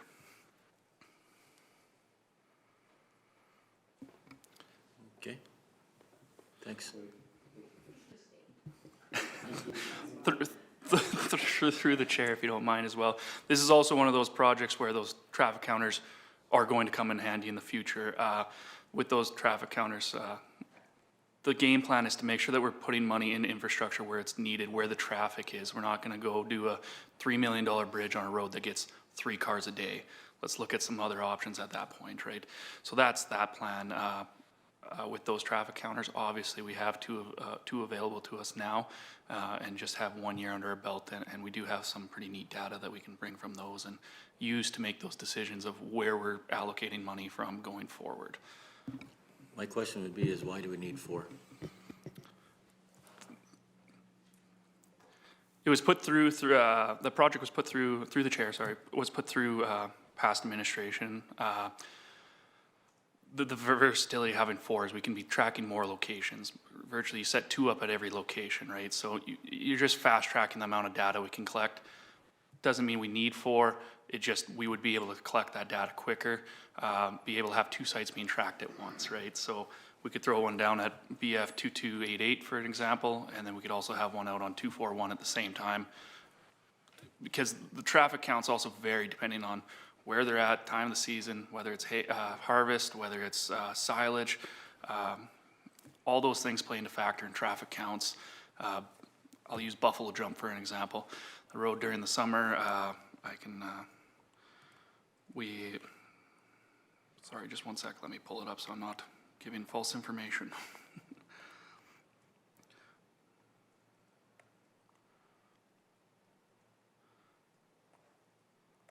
So Buffalo Jump during the summer, September 1st to September 8th, had average of 721 cars total, both directions. During the winter, once you're past halfway down that road, you're lucky if you have 5, right? So, but we haven't collected that data yet on winter numbers. So those numbers can be skewed. So it's just the versatility of having them accessible, having them in multiple locations at once. Concerns, questions?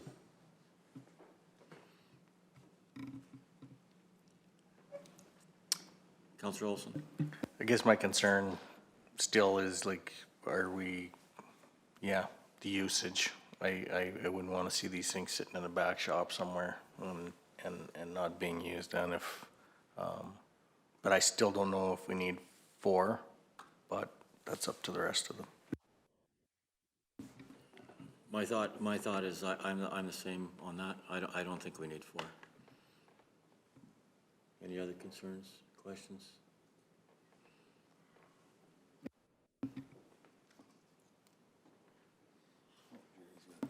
Councillor Woodstock. I'm not exactly sure how many we need.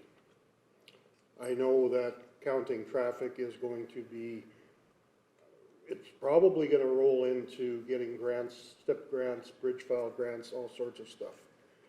If we don't have the information, we may miss out on grants. I'm not sure if that's how it's going to go, but everything seems to change. And information is always good, and because of traffic being cyclical, seasonal, it's, there's a fine window to collect spring traffic data in. And if it takes 4 to collect that data, then I'm good with 4. If we can collect that data with 2, then I'm good with 2. But I'm not an expert on how much and how fast we need that data. But I guess if I had, I don't know, thank you for the information, Mr. Conkin. But I'm sitting here, I'm not an expert on traffic count. I'm not sure what we do with that information, other than if somebody can explain to me that it is going to be very valuable in the future to collect any sort of grants, be it STIP grants, be bridge files, be whatever information we need.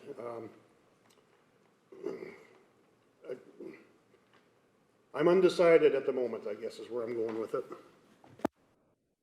Councillor Olson.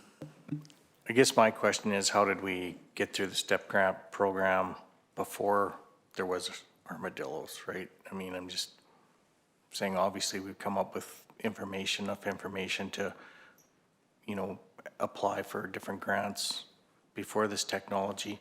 We've just started to get the information for the technology. I'm just, we have 2, maybe, I don't know, that's my opinion. We used to use the old rubber ones that laid across the road, but that was never for the grants. That was basically for our information if we wanted to decide to build a road, right? The grants lots of times are already decided. like the road or whatever is already decided with traffic counts from prior histories. So that's why I know we need a couple, that's fine, but I don't know, I don't think we need 4. Councillor Anderson? I agree that we do need the 2. I think with the messages we're getting from the provincial governments and every other government saying there is no more money, buying this equipment to get more STIP grants at this point in time is probably putting the cart before the horse. I think we're going to have to see the improved economy to even utilize this information, because there's not going to be the money for all these STIP grants that people think that we're going to get. They've already said that. Every meeting I've went to has said, we have no more money. Councillor Woodstock? And I would sort of agree with Councillor Anderson, other than the fact that programs change, government changes. We can see the downloading coming our way already on a number of different RCMP files, for example. If we don't have information, we may miss out on other grants. I mean, again, I don't know how many of these traffic counters we need, but to say that we've never had to do this does not mean that we're not going to end up doing this. So I don't know. Councillor Cunningham? So just because there was a road in my division that was done last year, for example, it said they showed daily average traffic of 241 vehicles north of 583 and 64 north of Township Road 32-2. So my question would be, when that data was collected, like, I don't know whatever happened, like whatever went forward with that data, but I know we're talking a lot about level of service, and if, you know, usage of a certain road, if we can find out that, is that potentially going to change maybe the amount of grader passes that go down, you know, a certain high-use road, or what will that data be used for?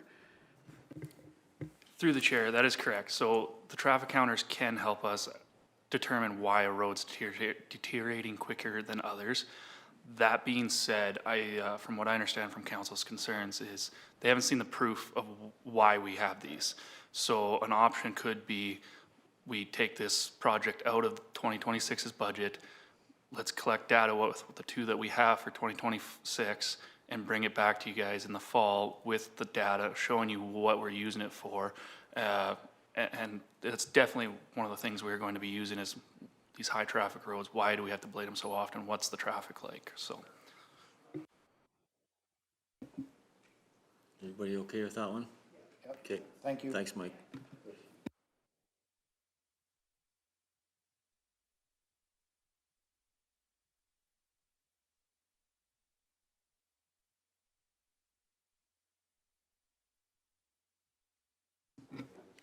Yep.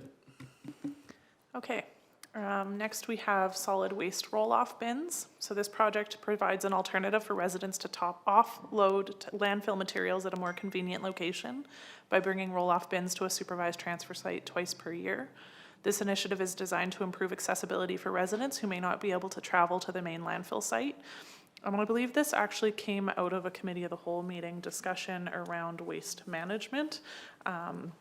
The budget is $35,200. It's kind of intended as a pilot project to see how that goes and whether it's something that would be continuously offered. And the funding source is meant for the infrastructure reserve. Okay, can you explain to me what this is? Yeah, CEO Cochran. Yes, through the chair to all of council. So this is essentially what we would call our community cleanup. So we're trying to work with the community to avoid dumping into the ditches and us having to go and clean up a lot of stuff. We provide the roll-off bins a couple times a year. People can bring their stuff, dump it off, and then no longer feel the need to dump it in the ditches. So when I worked for the city of Calgary, we did community cleanups in every community every year because it really does reduce the waste in your riverbeds and your ditches. This is just our way to help support removal of waste. Are we having quite a bit of problems with this? Or in what locations? Close to transfer stations. I happen to live within 4 miles of the Linden transfer station. There is a back way into there. And when they get there and realize that mattresses, Box Springs, there's a number of big things that have to go to Torrington. They don't go to Torrington. They drive maybe 2 miles south or 2 miles north of that location. And then our guys come and pick it up out of the ditch and haul it to Torrington. There's a number of sites around me. Like I've actually picked up washers and dryers out of the ditch and hauled them to Linden because of course when they get there, the gates are closed. They're not coming home with this stuff. So it just never makes it to its intended destination. But I'm So, not picking up mattresses and box springs. so where do we set it? Where do we set them? But if the roll-off bins,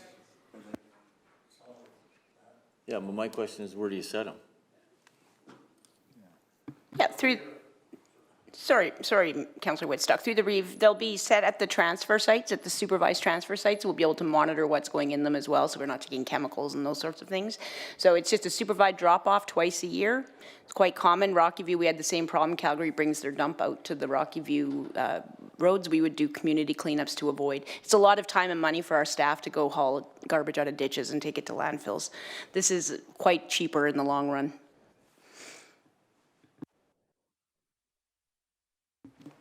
Through the chair, I can provide a little bit more information from the project sheet if that was helpful as well.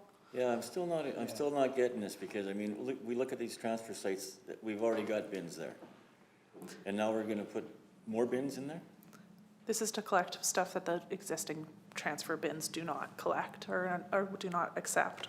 So this would be twice a year to provide an alternative for residents to offload landfill materials at a more convenient location. The budget is for an estimated 40 roll-off bins, which would utilize the Drumheller landfill for disposal of waste, the Torrington rubble pit if applicable, and our current transfer sites for scrap metal offloading. The bins would be made available for 2 weeks in the spring and fall, and they'd be supervised during regular transfer site hours. Although the resident participation is unknown, and we are anticipating that 20 bin pickups would occur during each event. Prior to both events, it would be advertised through county social media channels, as well as through the ratepayer newsletter and other channels deemed appropriate. This would be a limited trial run for offering roll-off bins for residential use at a transfer site other than Torrington.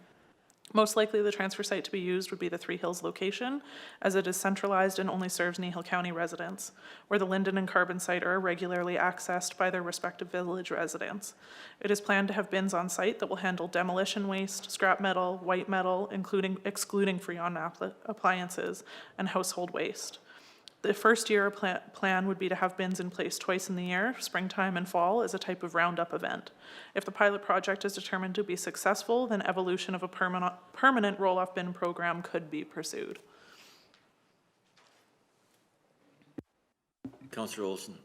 So this is if they show up at the landfill site and have products that aren't accepted, they would be able to put them in these bins. That's what is that the understanding? Through the chair, that is correct.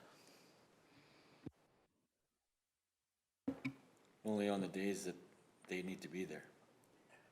Or else they're gonna dump it in the ditch again.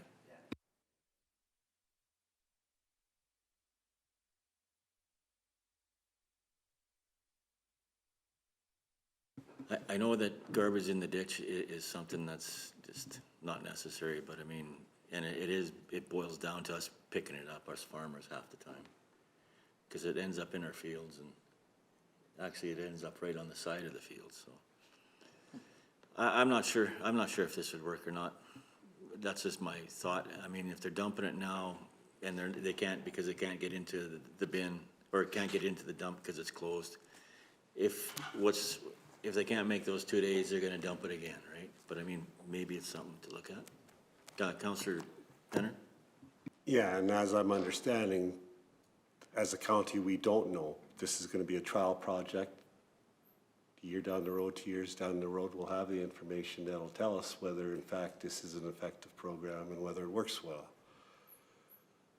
It's an investment of money to find out, but if it does work and it solves an issue, then it's gonna be money well invested in getting information and helping us keep our county a little cleaner for our ratepayers. Councillor Cunningham? Yeah, and so understanding that this is a pilot project, I'm just wondering, how accurate of data will we be able to collect? To know, I mean, obviously, if the bins are full, we know that it's successful, but will we be able to have like a fairly accurate indication of how many ratepayers have utilized the service within that time frame? Yes, through the REIV, we can certainly collect that data, and we should be collecting that data to get a good sense of that. We can also track the data around how much rubbish we're removing from the ditches during that time. So we would, given that it's a pilot project, we'd be looking to collect as much data as possible to provide a good picture back to council at the end of the year. How many bins again? Through the chair, the budget is for an estimated 40 roll-off bins, so it would provide for 20 in the spring and 20 in the fall. And obviously, if those were not filled and we didn't need them all, then likely the budget would come in, the project would come in under budget. Councillor Olson? Yeah, I'm not sure this would be solving that problem, but I'm not in favor of it at all. Yeah, but if councillors are in favor of it, I would suggest reducing the amount of bins and reducing the size of this trial. Councillor Hoppins? How big are these roll-off bins? Are they and is it, how big are they? And is this a rental bin or would we own these bins? And then my next question is, would it be more beneficial to put the bins in the hamlet for a week? Like one in Huxley, one in Swalwell, one in Torrington, so that people maybe that don't have a vehicle that can transport this stuff, would that be more beneficial?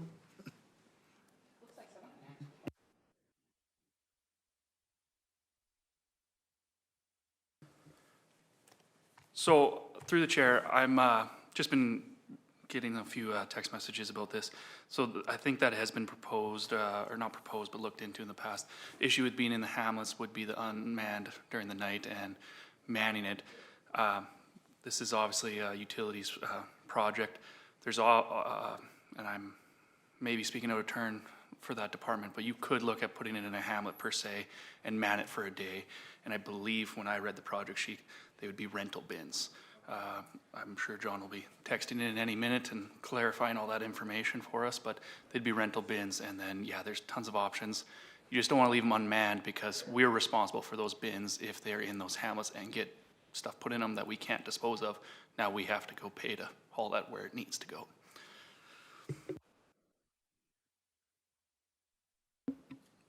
We're on the loop. Councillor Olson? Yeah, even these sites for dropping off clothing and in different places you see when they're not manned, it just turns into just a pile of junk. So yeah, I'm not in favor of unmanned as well, but.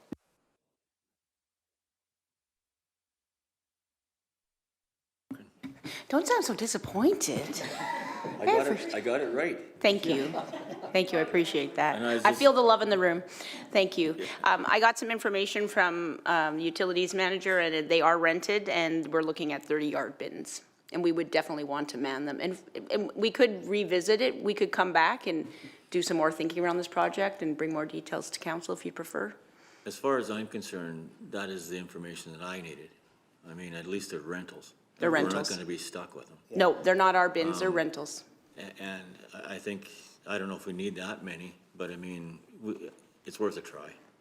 I watched Red Deer County for years, and I mean, it's just plumb full of their ditches, and I'm talking even on their highways. So it's worth a try, I think, is my thought. Mr. Mike? Through the chair, I don't believe we're going to have 20 bins on the site per transfer site. I think that includes putting a couple bins and multiple dumps throughout that, right? Most of those bins are rented per week, per dump, right? So the fee might be X amount of dollars per week, and then you have to pay every time it gets dumped. So I think, if I'm understanding the project correctly, that is where it would be coming from, is we're anticipating we're dumping those bins 20 times within that 2-week period.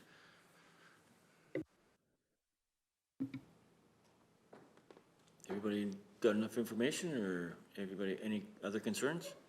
Councillor Olson? Yeah, I would still like to see the size of this reduced, but that's just my opinion.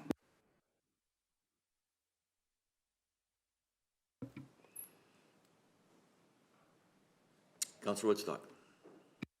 I think when we were looking at this a while ago through the committee of the whole, I think we put an upper limit of 20 bins. My guess is they're only gonna get dumped if they're full. And if we only dump 10 bins in a season, then maybe 20 bins or 30 bins in the fall in a different season. Either way, we're not gonna be hauling bins back and forth that are empty. They're only gonna move when they're full. And it was just gonna be a trial project to see if it actually made a difference to our staff not having to collect some of this stuff. I know with the regulations that environment has on burning material, you can't have paint on it. So if you gotta get rid of a dresser, you're not gonna haul it to our transfer site into the burn pit and get rid of it there, because you will be going home with that. And who knows, maybe you'll burn it when you get home. I'm not putting it out there because I don't want anybody to get in trouble. But, you know, there is a demand to, I want to do the right thing. So this gives them the option of, I can do the right thing by taking it in, putting it in a transfer bin, and having it removed the proper way.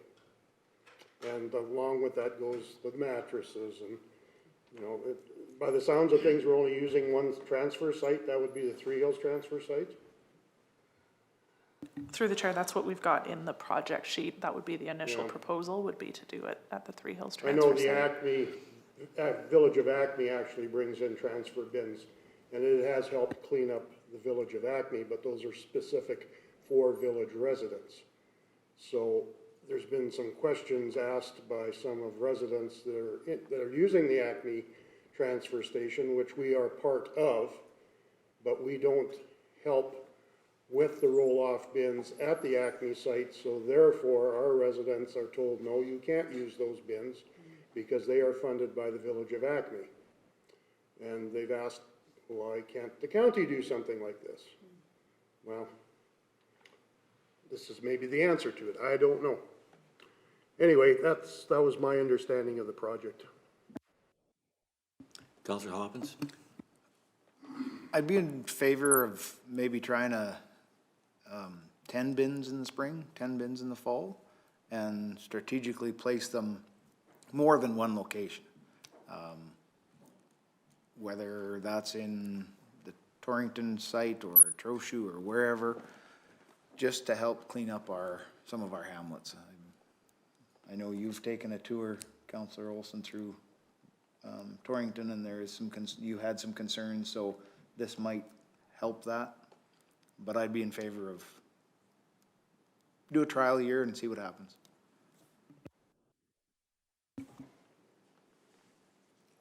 Any more conversation on this?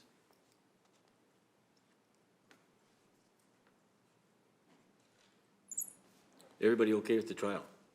Yeah, I'm okay with the trial. I just want to, you know, yeah, it seems like a lot for a trial, but maybe it's not. I know there's transportation, there's dumping, there's whatever, but yeah, I just, yeah,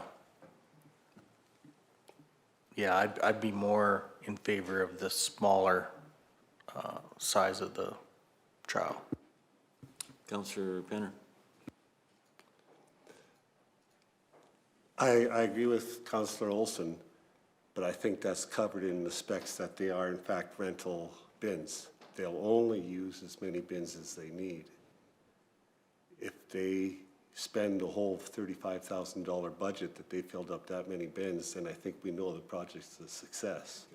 So I think from that standpoint, why would we tie their hands and lower the budget when that's the upper limit of what they'll use? They'll only use as many as they actually have need for.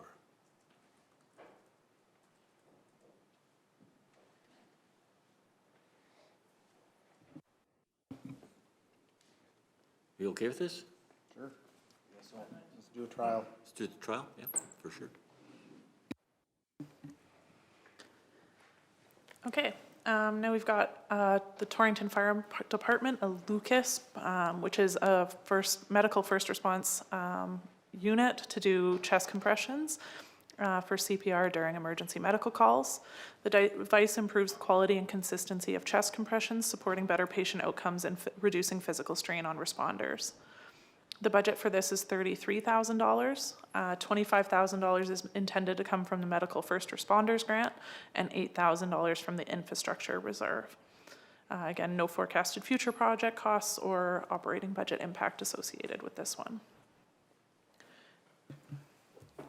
I'm good with this one.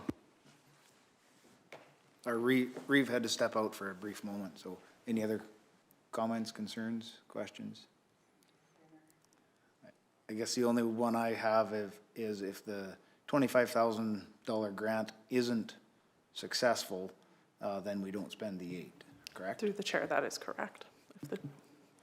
Roger that. Okay, I'm fine with this one as well. Okay. Then we have the county pasture rejuvenation, which is to restore and enhance the ecological health, productivity, and sustainability of the Schmaltz pasture, which is a 270-acre site adjacent to the Torrington landfill. This initiative includes activities such as reseeding, weed control, and soil amendments to improve forage quality and pasture resilience. The budget is $29,700 with funding coming from the Rangeland Sustainability Program grant. So again, this is one that would only proceed if that grant funding was received. Councilor Penner? I'm kind of happy to hear that.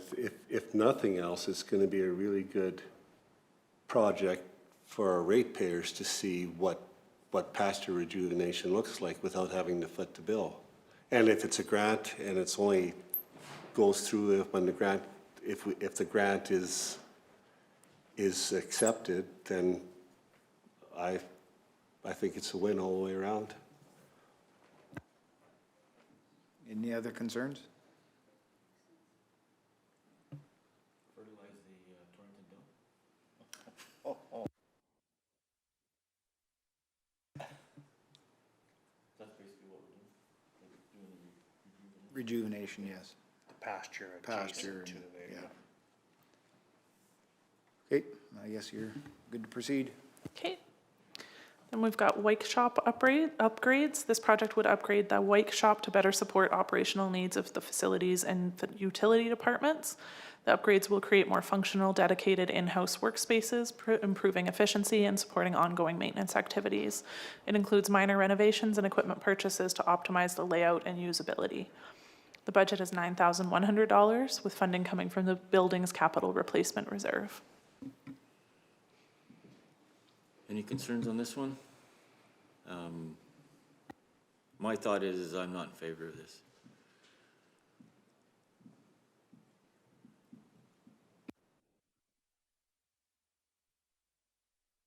Councillor Olson? yeah, I guess I haven't looked deeply into this. I know with what we approved with the plumbing and the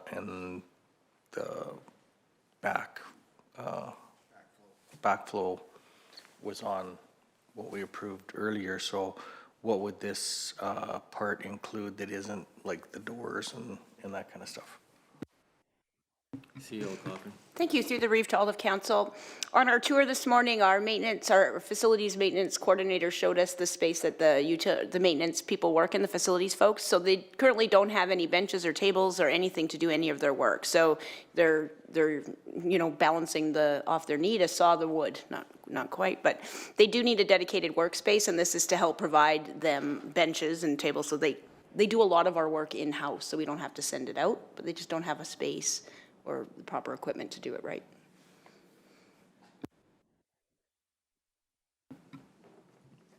Questions? Councillor Olson? So this is for desks and offices or space to do that, or? I assume it's for a bench with a vise and a tool rack to hold some tools and that kind of stuff, is what I understand from the tour this morning. They don't have they're using their tailgates of the truck to repair something, or so they need a space to have a layout, water meters and that kind of stuff to repair them. So I'm in favor with this one. I am as well.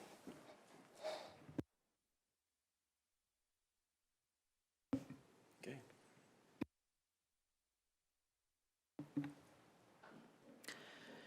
Okay, we are almost there. We have one more project on this list. We've got the generator maintenance program. So this is to engage a contractor to perform all necessary annual maintenance on our water pump house generators.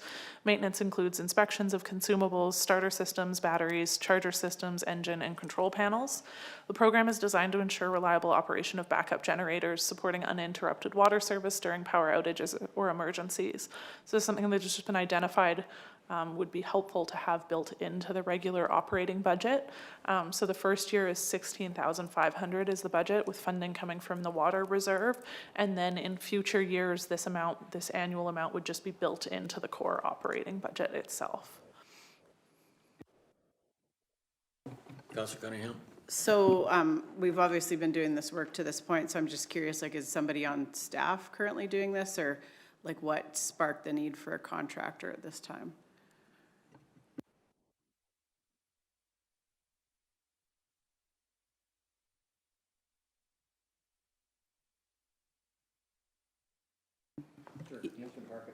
Yeah, and I guess just, and then further to that, is there, like, within our utility staff, is there not people that they're able to do this work, would be a question. Yeah, thank you.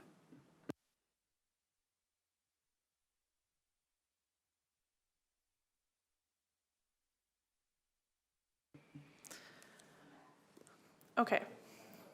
So that comes to the end. I'm actually going to have been tracking any adjustments through council on one of the appendices in the background. So I'm just going to open that one just to ensure that I have clear understanding of where council's direction is with all of these.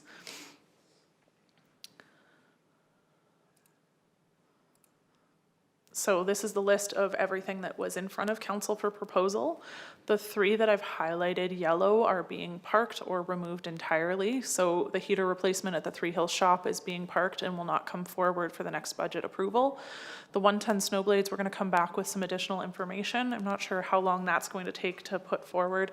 The original anticipation was hoping to bring this back to next week's council meeting for approval. If council does not have the information needed, we can always take that one out of that approval and approve it at a different meeting. And then we're taking out the armadillo traffic counters in order to ensure that we can collect more data this year with the existing two, and then council can determine whether an additional set would be appropriate. And everything else that's not highlighted, from my understanding, is still a go from council. Yep. I just have one question. I'm a little unclear about the heater replacement. Is that in fact what we decided, is that we would table that after seeing that shop and the heaters and stuff? Is that still the general consensus? That was the Okay. consensus here. Yeah, good. If Great. you Yeah, wanna- I just wasn't you clear wanna on change- that. You want to change, you want more discussion? No, that's fine. Yeah. That's good. Yeah, and Oh. the generator one is coming back. Yes, through the chair, we will answer those questions on that one. What I'll make sure, when I is council okay with us bringing this back to next week's council meeting to look at approval for the projects that are still on the table? Yes. Yes, okay. What I will do is we will bring back any additional information that's needed. If council doesn't receive enough information on any of the parked ones, we can remove those from that level of approval and can always bring them back at a further step within the budget process. All of that is all up to council discretion, however council would like to see those happen. So I will bring forward the ones that aren't highlighted, and those will be included in one. We'll bring back any additional information that's been asked, and council can choose at that point whether those are included in that approval or not, or continue to park them, however council sees fit. So that concludes the piece on projects themselves. I know we still have to look at the operating budget, but it is my understanding that lunch might be in the building, so. Okay. Thank you very much. We'll take recess here for lunch at 11.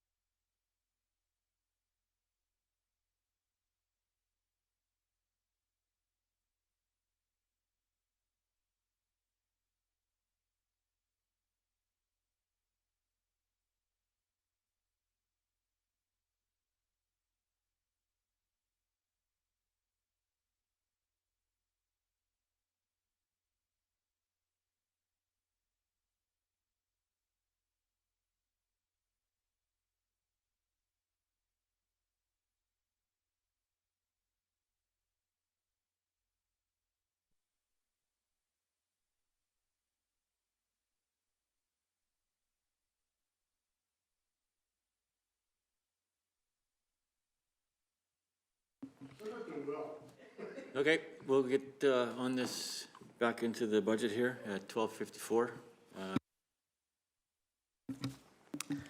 Okay, so before lunch, we went through projects. Now we're looking at the operating budget. I've got Appendix C open right now. Appendix C is all the different functional areas and the sub-functions all rolled up, so it's not by department. Each department one is in Appendix D. This would be my suggestion for where to start, but if council really wants to deep dive by department, we could start there as well. It's really, at this point, up to council how deep you want to go into each of these items. Each category, so each functional area, which is when you kind of see that rolled up budget that was in the original presentation this morning, each functional category is listed, and then any of the major sub-functions, well, all of the sub-functions are listed individually underneath there. Do I have any idea? I'd like to, curious, does council want me to just go line by line through each one of these and say what's written out? Does council want to pick things that they want to talk about as I scroll through? Like, it's really up to, I'm happy to do whatever provides the right data, but I also don't want to bore you to tears writing everything on the screen if that's not what you would like.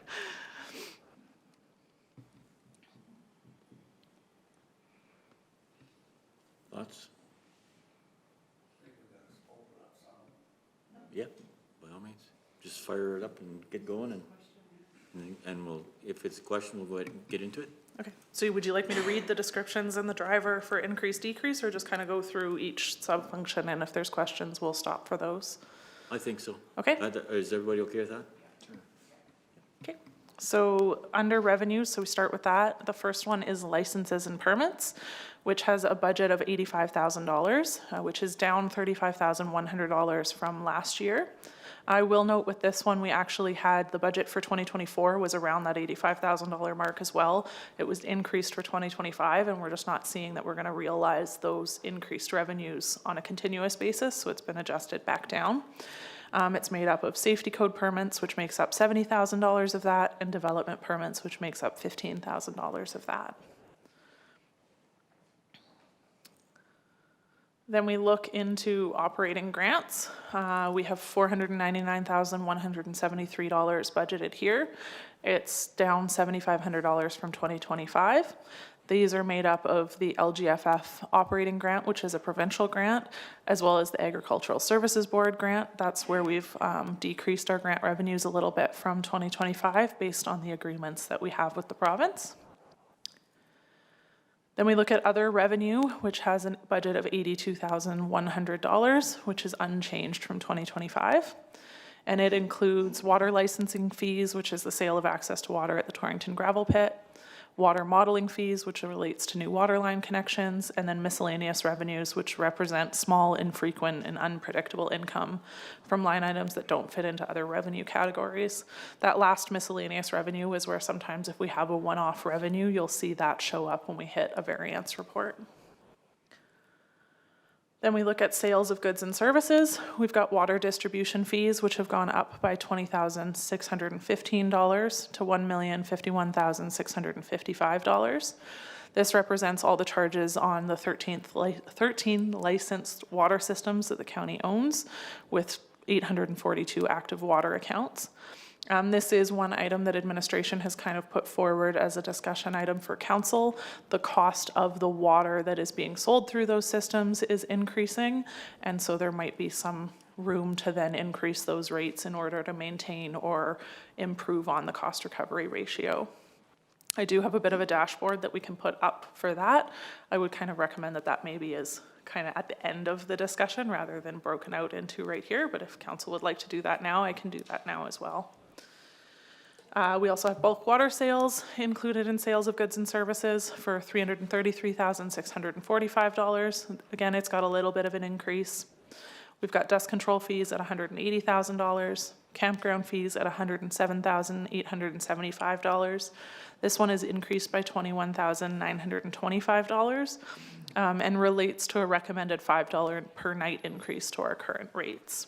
This would be reflected when we do our next master rates bylaw update. Those rates would then be updated and officially approved by council. Also within sales of goods and services, so we've got quite a few different categories in here. The rest of them start getting smaller as we go. We've got waste collection fees at $79,000, oil field inspections at $55,000, scrap metal disposal at $24,500, waste collection fees from ICF. This one's just come on this year, relates to some of our ICF agreements. Planning and development fees for $15,100, sewer fees for $15,000, the FCSS management fee, which is $12,800, certificate fees, which is $10,000, which is for municipal documents like tax certificates, cemetery plot sales for $8,000, ASB extension programming has a $5,000 budget. This one's been decreased just due to anticipated events that are being hosted. We're no longer doing the long table dinner and country market, which was included in these revenues. Provincial highway callouts for $3,000, safety code fees at $2,000. Cemetery mowing, this one's increased to $2,000 from $800 and relates to a council motion from last year to increase the rates that we're billing for those. We've got map sales for $2,000, weed inspection fees for $2,000, private land weed control for $1,000, and then a small amount for recycling at $150 from recycling at park sites. Just a quick question on that provincial highway callouts. What's that entail? I believe that one comes into fire. Oh, okay, no yeah. worries, if it's fire, yeah. Yeah. We're just gonna double check that I wasn't, yes, that one comes just straight from the fire department on that one. So that, oh, and then there's one more, there's the Horseshoe Canyon paid parking. So last year there was a budget of $20,000 revenue here. It's been removed from the budget, as well as the seasonal 2 staff that were manning that have also been removed from the budget in the anticipation that that program will not proceed in 2026. Then we look at sales to other governments. Last year we had this carbon management services contract, which had was intended to have a shared position with the Village of Carbon, where we had an expenditure related to the salary component and then a revenue associated with what Carbon would have paid us for that contract. That didn't proceed, so it's not included in the 2026 budget. The expenditure component has also been removed from the budget. We have Aqua 7 management fees at $72,000. This is amounts that Aqua 7 pays the county to manage their services. And then dispatch service reimbursements for $19,800. This is an amount we pay for dispatch services, and we pay our portion and the other urbans, and then the urbans reimburse us for their portion. That one's gone up a little bit just by the increase in urban populations.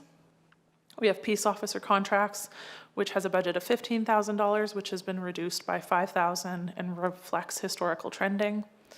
We have fire services reimbursements, so similar to the dispatch service reimbursements, these are some amounts that through ICFs we agree that we pay them, but then the urbans pay them back to us, so they're both on an expenditure line item and a revenue line item.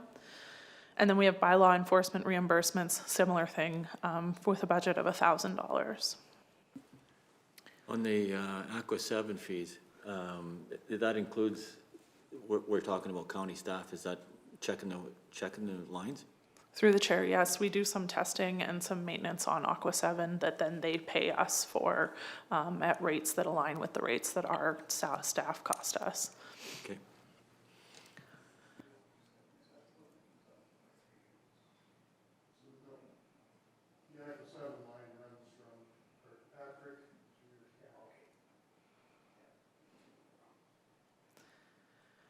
Okay, we then go on to rental income. We have the medical clinic rent with $90,000. I will note this one too, on a pilot program, the urbans and the county are paying that rent, so there is an expenditure line item under this one that relates to this one as well.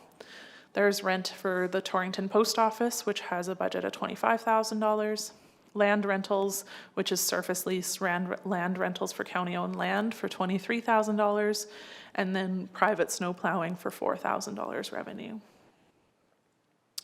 Then we look at penalties and fines. We have penalties on property taxes. This budget's been increased by $20,000 to $90,000 related to penalty amounts that that we've seen happening. I did look into whether I could determine how much of that was industry versus residential. It is doable. It's just a little bit complicated to get the report to give me the information I need, and I haven't quite gotten there yet. Then we've got peace officer fines for $7,000. Penalties on utility accounts for $5,000, and penalties on receivable accounts is $1,000.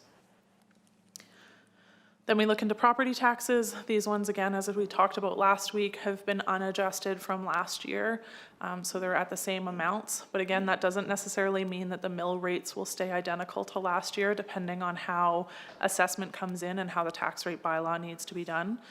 It also depends on how council handles the surplus. If council chose to apply that to lower total property taxes, that would further affect how those mill rates would look. Councillor Olson. When are the province assessments again? Sorry. Through the chair, we generally get them late February, early March. And so generally, we can pass a budget with an allocation for property taxes, and then those individual amounts of exactly how much is between commercial and everything would happen when we actually get the tax rate bylaw, and might then adjust the budget, would require a small adjustment to the budget as well to balance everything. And yeah, until we really have those trends and know exactly how residential assessment is shifted and non-residential assessment is shifted and where we sit to the 5-to-1 ratio, it's a little hard to know exactly how everything will fall. But the current budget itself doesn't require an increase to taxes in order to get it to balance. Then we have special taxes and frontage. So there's two pieces in here. There's the Trochu swimming pool levy, which has been decreased by $7,100 to $63,900. This is one that we levy for, it's according to a bylaw. And so the adjustment is last year at the $71,000, we over levied a little bit. And so we're expecting to levy a little bit less each year. And that's one that every year, if we over levy a little bit, we catch it up the next year. If we under levy, we catch it up the next year as well. So that one fluctuates year to year. But there's also an expenditure that's a direct match to that under expenditures as well. And then there's water connection levies. This one's decreased by $144,784 to $33,201. And this relates to the expiry of one of the levies in 2025. Then we have return on investments. We've held this one flat at $766,784. This is the portion of investment return revenue which is utilized to fund the operating budget. I will note that as we started developing the reserve strategy with the past council, we were talking about potentially moving some of this revenue out of the operating budget to fund reserves rather than the operating budget. But at this point, until we've put more of an adapted reserve schedule or strategy in front of council, we've not adjusted this number. We have transfers from reserves, so this is if the budget, again, the MGA requires us to balance the budget, and if sometimes council, to balance it, will take some money out of reserves in order to not increase other user fees. So last year there was a budget draw of $277,650. There's been no reserve draw budgeted for in this proposed budget. And again, that $139,000 surplus means unless council makes some significant changes to expenditures or decreases revenues, there would be no budget balancing reserve transfer required. And then we've got capital equipment plan sales for $100,000. This one is one we just keep that flat amount in at $100,000. We expect every year to get more than that in revenues, but rather than have it be something that fluctuates in the budget and then changes the balancing, we keep it at that flat $100,000. And then during quarterly reports, we typically contribute anything over and above that amount into the reserve to fund future capital purchases. So that's the end of revenues. Before I touch on expenses, are there any questions from council?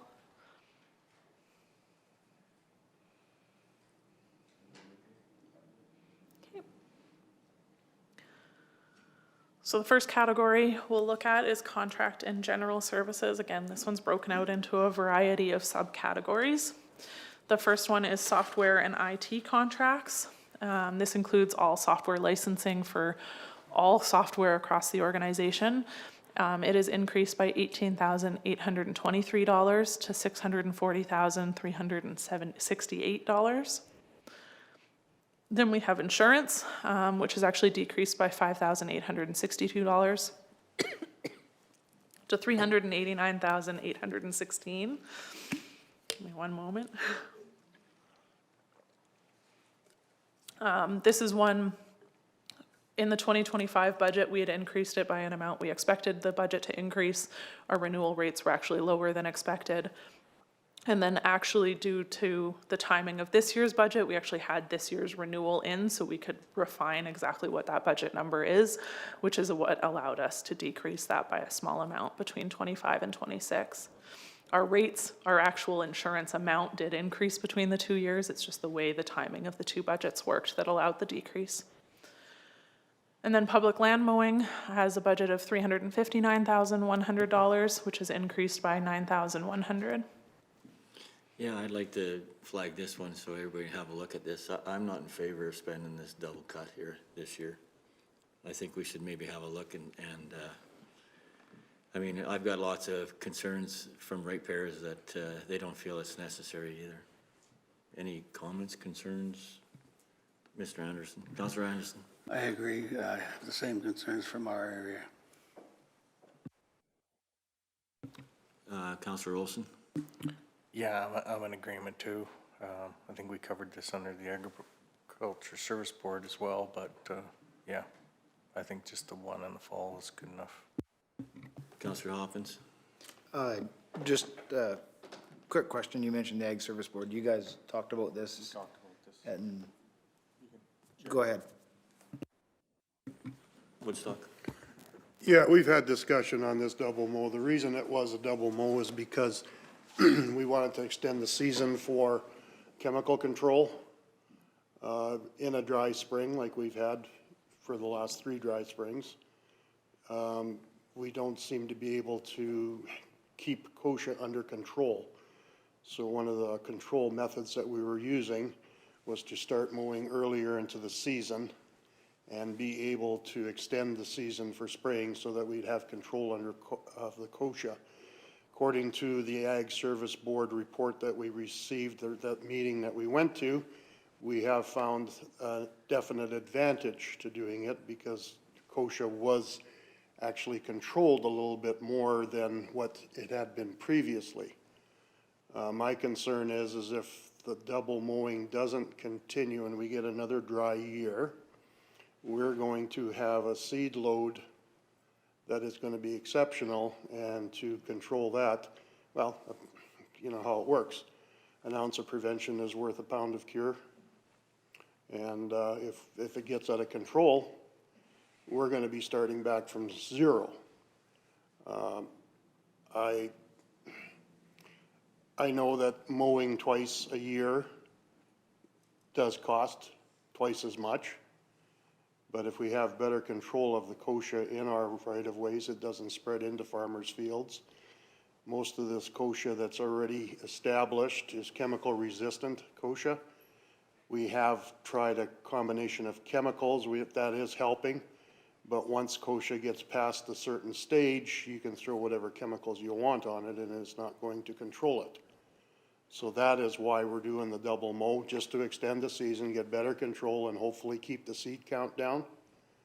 I wouldn't want to see this disappear by any means, but if you disappear for 1 year and you get a drought, dry season, we lose control, the seed population is just going to explode, and we're going to be starting from scratch again, or actually even worse than scratch.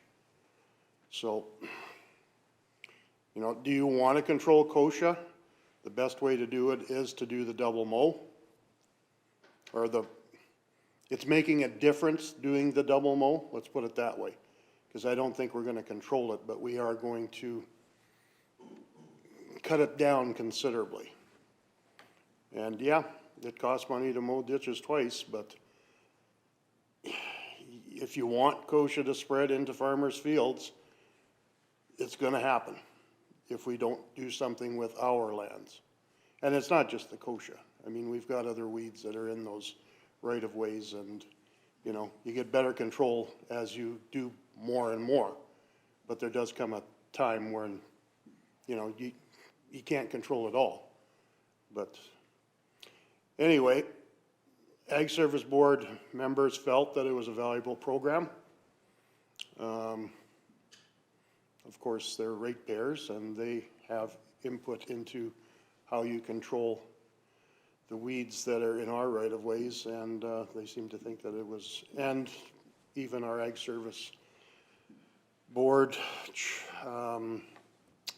Ag Fieldman said that it is cutting down on the kochia issues. So I just wanted to throw that out there. I have an opinion, and that is my opinion that doing it, mowing ditches twice a year is going to be better for the county in general. Any other concerns or comments? Councillor Cunningham? So just out of curiosity, when you folks are at Ag Service Board, like, is it quite common for most municipalities to do the twice a year, or what, like, what do you hear is kind of the norm? Councillor Woodstock? Well, kochia is a bigger problem in the southern end of the province than it is in the northern end, but they are getting kochia up there. I was asked by some Ag Service Board members what we are doing. And ultimately, what we're trying to do is keep the seed counts down, because we know how much seed is produced by one plant. And I mentioned to him that we are doing it mowing twice a year to extend the spraying season. And they took that under advisement, but the ones that are down further south, there are some that are extending the season by trying different methods, I guess. But it is a huge problem, and it's not gonna, I mean, if you don't control it now, it'll get out of control and you'll never be able to control it. Is there any way that we can find some data on that? I'd like to see some data on that. Councillor Olson? Ag Services Board did put out a survey, and the survey, you know, there was a small segment of people that came back. I still, yes, I know we had this discussion, but I still feel that, you know, it's not conclusive. It's just been the 1 year, and yes, you can say it helped or whatever, but it's very hard to prove, is what my feeling is, so. Any other concerns? CEO Cochran? Thank you. Just through the chair to all of council, just heard from Ms. Sherlock about the mowing program, and the twice per year mowing or continual mowing is what's been happening in other counties that have the kochia problem. And I'm looking for more data, but it's not coming in yet. But it is what people are doing.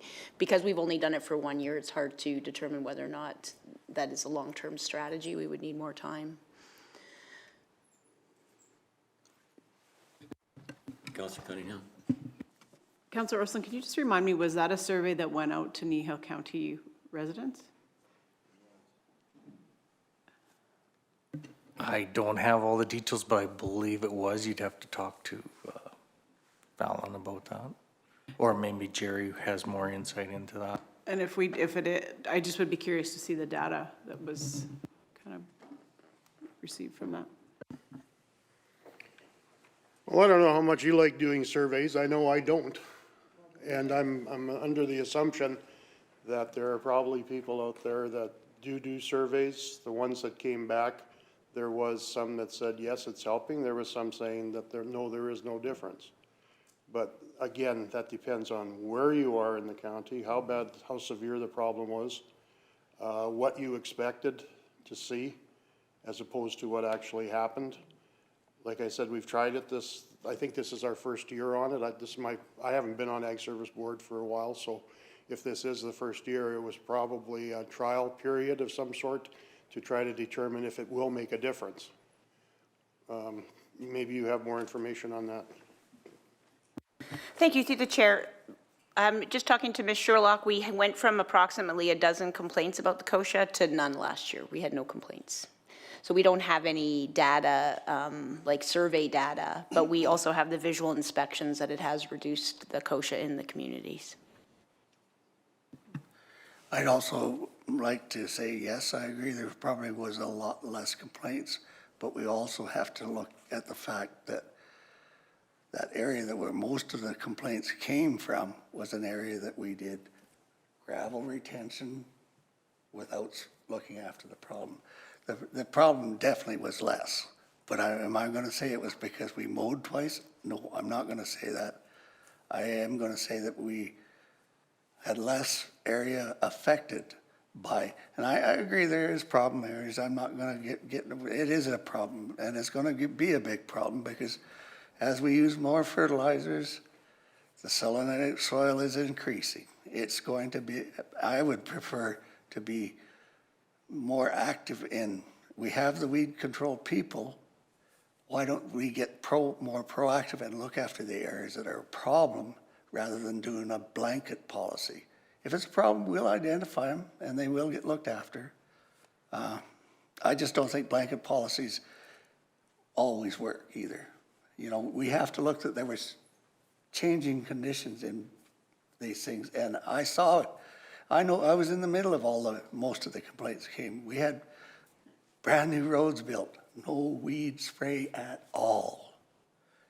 Of course that's gonna take off. We had gravel pulls, 20 miles on that 30-0. We had 836 did a gravel pull, no weed control at all. The next year we got a problem, okay? Now it's better. Was it the mowing or was it that we didn't disturb the soil? I'm not gonna swear to that. I'm willing on my area, and a lot of our people are, are willing to, let's see if it's actually there still. There is areas there. There's no doubt my neighbor has a solenoid place. It blows from there into the ditch. But it is a salt land. It's gonna be there forever. That's where we've gotta look after it. And in those areas, we should look after it. But blanket policies, to me, never have been an answer to anything.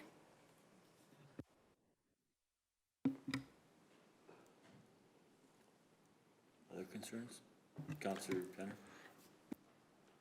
In the Ag Service Board over the last year, then have they discussed at all what spot mowing or targeted mowing would look like, or is that hasn't been part of the discussion?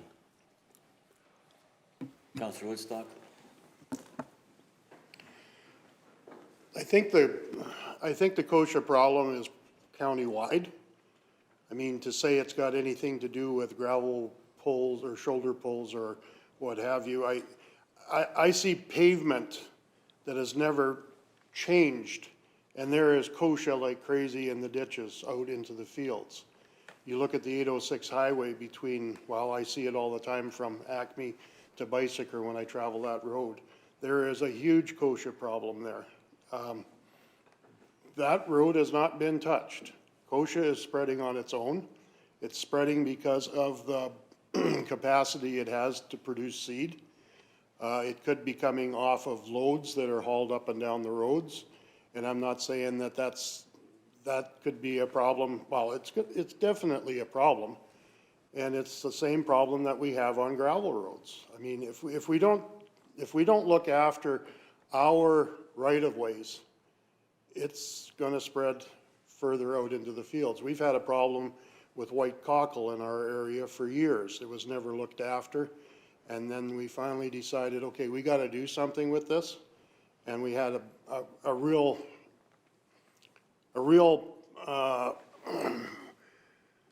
looked at it hard and did what we needed to do.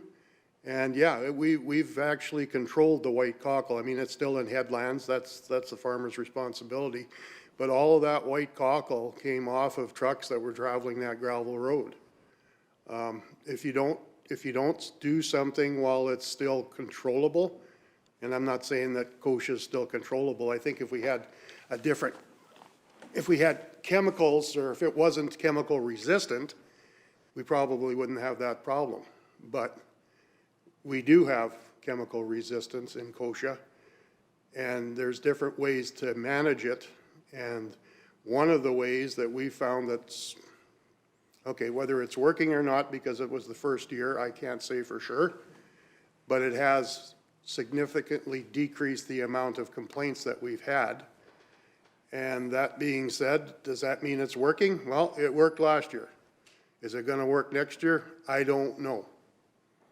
But if we don't do what we've seen helps, it's not gonna go away on its own.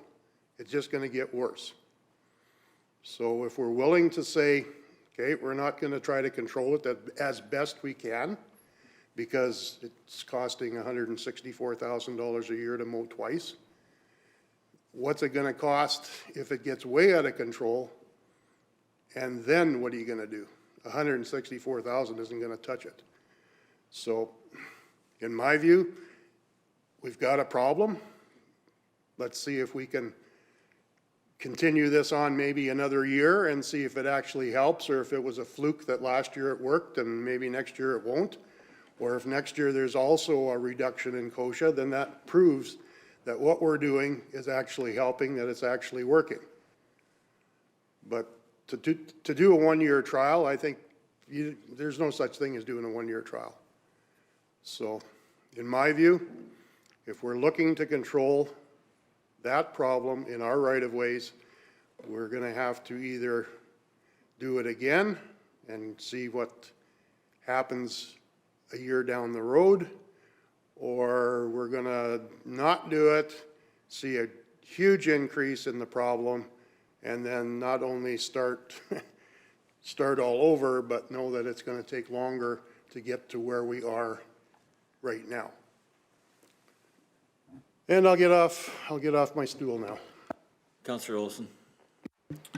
Yeah, further to what you were asking also there, Councillor Penner, there was discussion at the Ag Services Board about spot mowing, spot spraying, but the mowing, they felt that going out and spot mowing wasn't gonna be any less money than, you know, having it scheduled. And so the cost to go out different times and move equipment and whatever else was gonna be almost the same price. Maybe a small savings, but yeah, it was gonna put a lot more work to the contractor. Councillor Olson, or Councillor Anderson. I agree with Jerry. I have done a lot of driving around too, looking at the problem too. And I admit that highway he described is much more heavy with kochia. But I will also say I drive that road and I see the alkali seeping out of those fields. That's the areas that we have to really concentrate on, not everywhere. You know, I just don't see the same problem that a lot of people are seeing. I see it in areas where there is alkali. It gets to be a big problem. Yes, it does.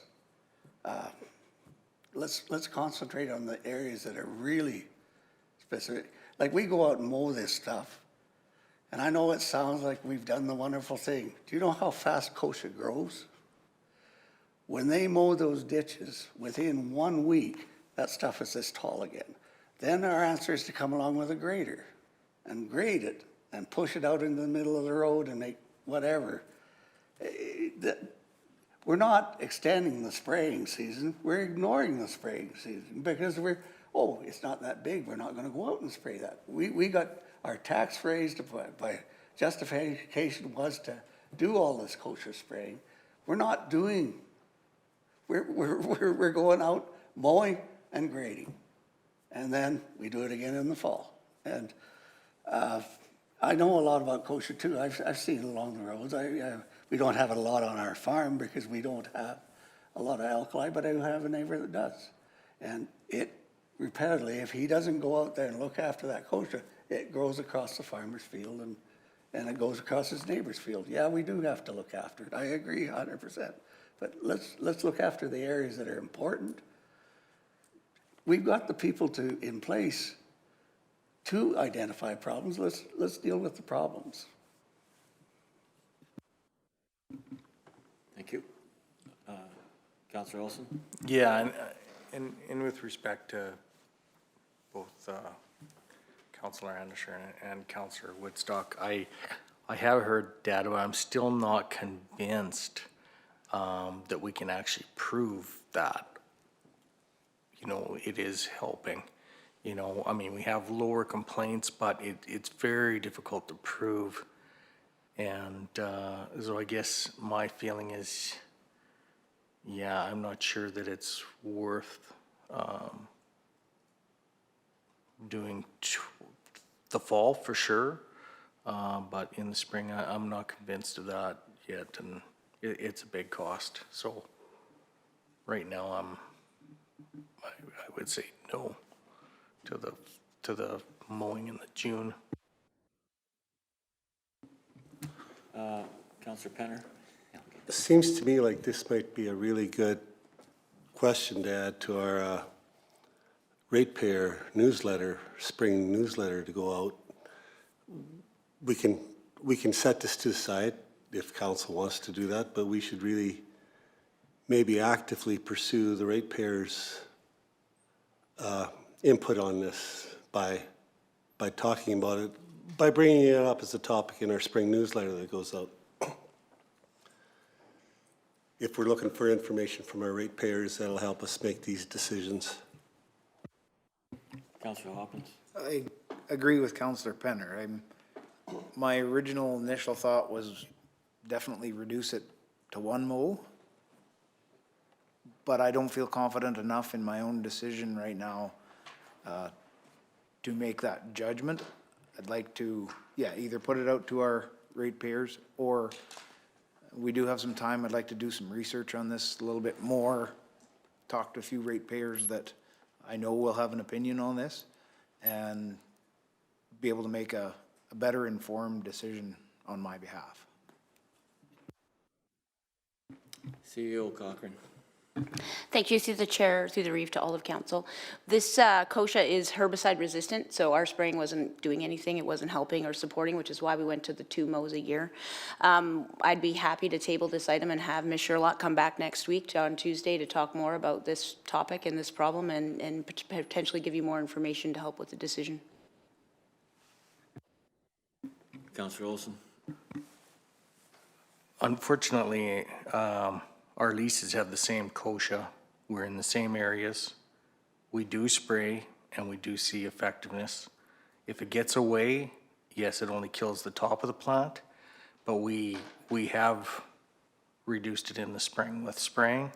Will it come again under certain circumstances? Yeah. So we have increased some of our areas to, more than just twice a year. But quite honestly, I have seen it die, on a bunch of our leases. So if we catch it just right in the spring. So I have a little different opinion than it's unkillable. My opinion it also is that I spray it and I kill it. That's just how it works up in my area. But I mean, that there is not saying that it's a continuation, right? And that's the part that's. It's time. Yeah, Councillor Woodstock. There certainly would be the possibility of getting away with one mowing if we find contract spraying coming in using the same type of chemicals, because there are a combination of chemicals used together that will kill it. But currently what we have is 2 spray trucks, and we have to cover a lot of the county with those 2 spray trucks. Wind, weather, conditions eliminate our ability to go out there and do coverage when it has to be done. So if you think that mowing isn't helping, but catching it early is going to help, then maybe we should look at contract spraying to get more of the county done with chemical rather than mow twice, but I'm not so sure there's gonna be a cost saving involved there. I think it'd be more effective. But will there be a cost saving? In speaking of that, I thought I counted 3 spray trucks down there. Is that true, Mike, or? Through the chair, they, once again, the ag department, but not transportation, but they only have 2 spray trucks. The third truck is for maintaining their parks, the outhouses and just water use, so collects garbage and stuff like that. So it's just 2 trucks dedicated to spraying plus a UTV for other areas, so. Reverse. Thank you. That there is quite, that is a deal, trying to get around the whole county. But I mean, maybe it's like we said before, maybe we should be concentrating on the stuff that's bad and see how that goes. That's just a thought.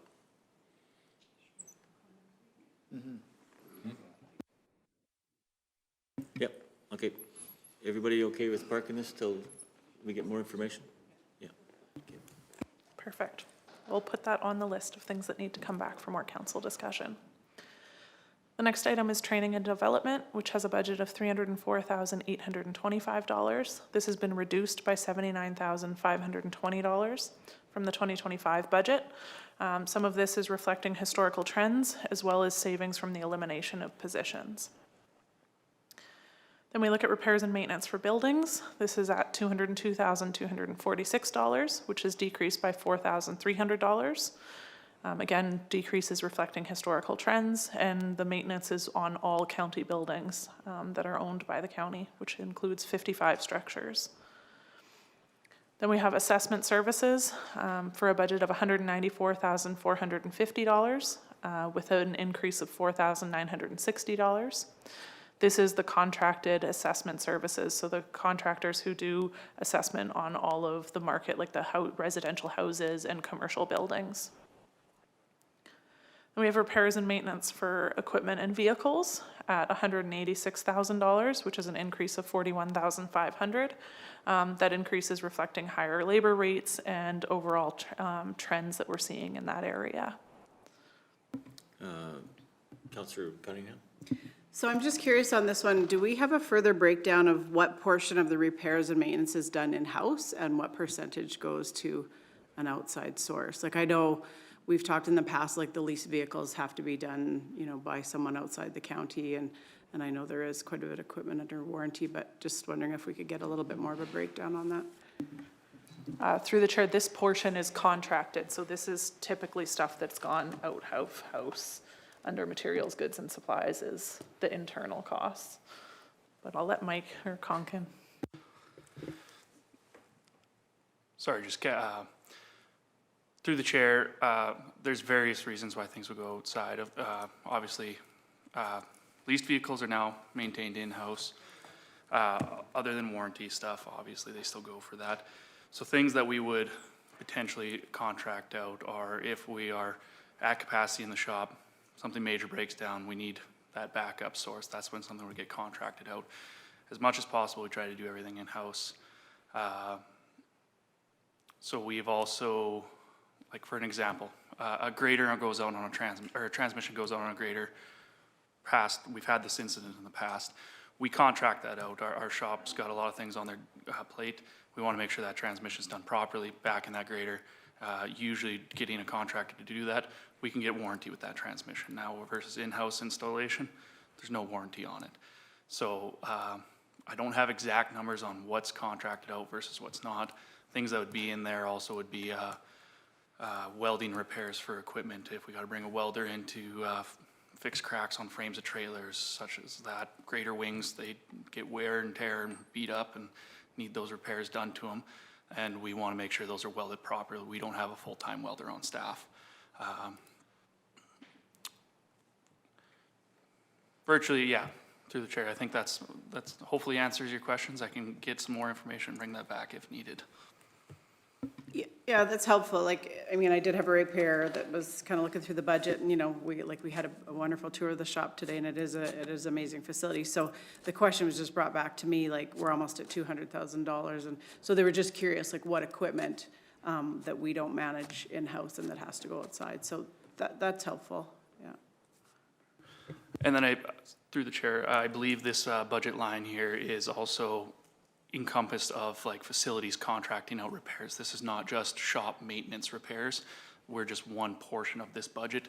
I believe that reading the description there, that includes fences, gate repairs, overhead door repairs, everything. So Okay, because right where it says repairs and maintenance, it just says equipment and vehicles. So to me, that wouldn't be any Through facilities. the chair, the repairs and maintenance equipment and vehicles does include everything that comes out of the shop, but it also includes like fire services, so it'll have contracted repairs. I believe that also includes pump testing on all of our fire equipment, and as well as agricultural services equipment. So there's a few different departments that build up into that 186,000. sorry, that's my bad. No, you're good. So just so I'm clear, so the 186,000 does include facility repairs and maintenance as well? No? No. Okay. Okay. But it does include, if I'm looking at, so this one is the rolled up version that includes everything within the different departments, but what I'm referencing right now is Appendix E, and within that repairs and maintenance, so there's 15,000 that goes to corporate items, which I believe is repairs and maintenance on vehicles that are sort of corporately used. And then there's 140,000 relates directly to transportation, 22,000 that relates directly to fire services, 4,000 related to enforcement vehicles, and then 5,000 that relates to agricultural services.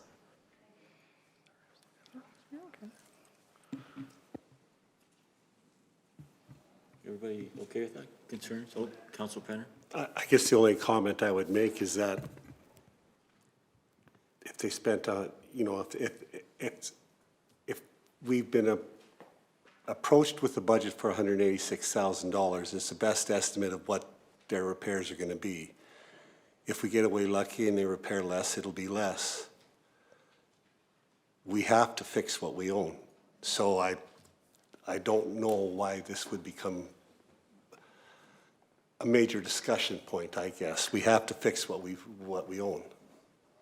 Council Cunningham? Yeah, and just to clarify a little bit further, I'm just asking the questions because I get asked them by the ratepayers. I think people have seen me in Busy Bee spend about an hour and a half there answering questions.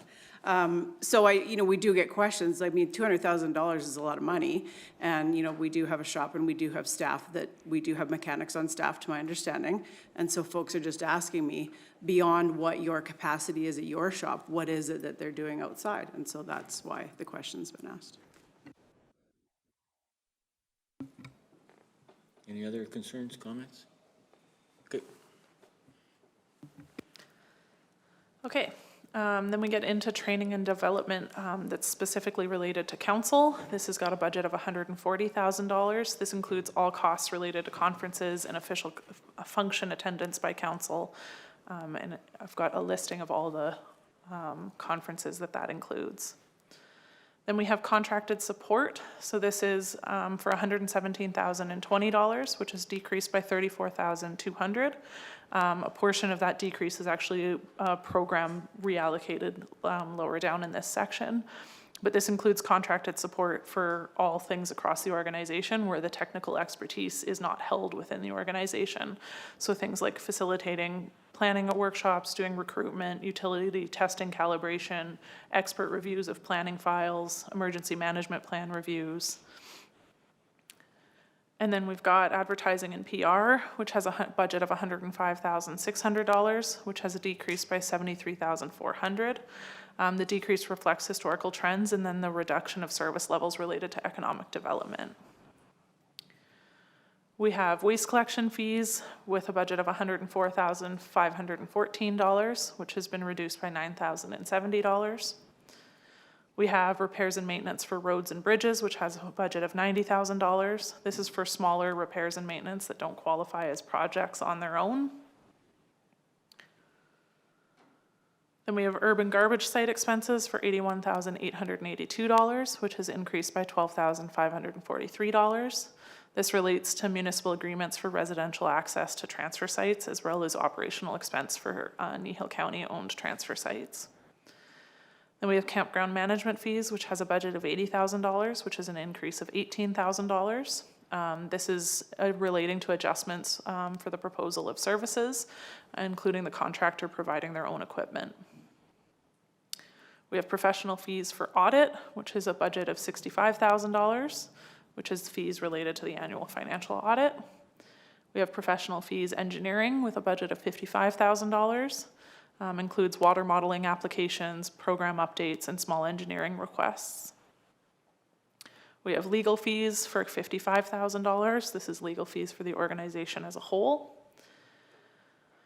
And we have freight has a budget of $43,750, which has been reduced by $3,500 related to historical trending. We have safety code inspections, with a budget for $30,000. And we have business retention and expansion, which has a budget of $25,500. This is related to a project that was approved in 2025, for which there was forecasted ongoing operational impacts. Then we have board member fees with a budget of $25,000. Grounds maintenance fees for a budget of $24,850, which has been reduced by $7,150, again related to historical trending.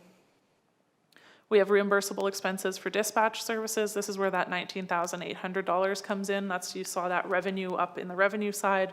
This is where the expenditure side is. So the net is zero because we pay it and then we get reimbursed by the urbans. Same with the reimbursable expenses for fire services. We have road inspections for $16,000, equipment rentals for $15,000. This is for times when we don't own the equipment or it's not feasible for us to own the equipment for how rarely we need it. Then we have postage for $15,000. This includes mailing tax notices, utility and receivable accounts, and ratepayer newsletters. We have payment processing, which is $15,000. Gravel surveying for $15,000. Dispatch services for $14,850. This is our portion of dispatch services. We have land care programming for $10,000, which has been reduced by $10,000. This is related to the grant programming that we have and what's being supported there and what programming we then offer as a result of that. We have repairs and maintenance for utilities is $10,000. Licenses and permits is at $8,500. Land and building rentals for $6,500. Professional fees for safety codes is $6,500. Election costs at $3,000, which has been reduced by $18,000 because the 2025 budget included costs for the full municipal election. We have business investment and attraction for $2,500 and reimbursable expenses by law enforcement for $1,000. And we move on to materials, goods, supplies, and utilities. The first one here is fuel at $1,188,000.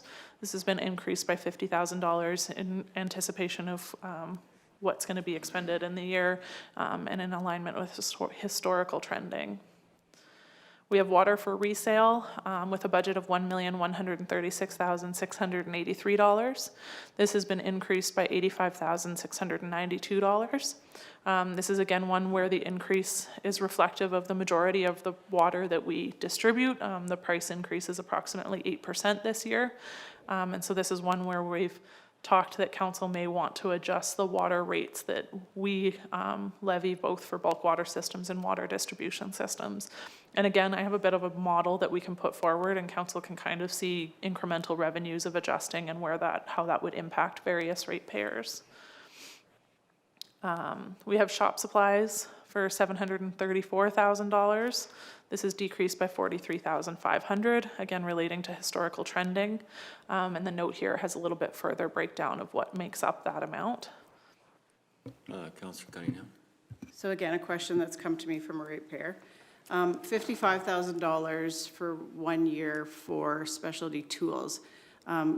Could you just remind me over the past couple of years, like is this, we've had this in the budget item before, so are we spending about this amount on tools? And like, I guess, like, is it specifically just like shop tools or like, cause I'm looking it says shop supplies, but in a way, to me, there's a lot of items under shop supplies, so kind of, for me, it's a little bit confusing. Through the chair, so the $55,000 for shop tools, that would be shop-specific tools. So our mechanics don't, just for an example, 3/4 and up impacts, those mechanics aren't usually required to own those in their toolbox. Shop supplies them.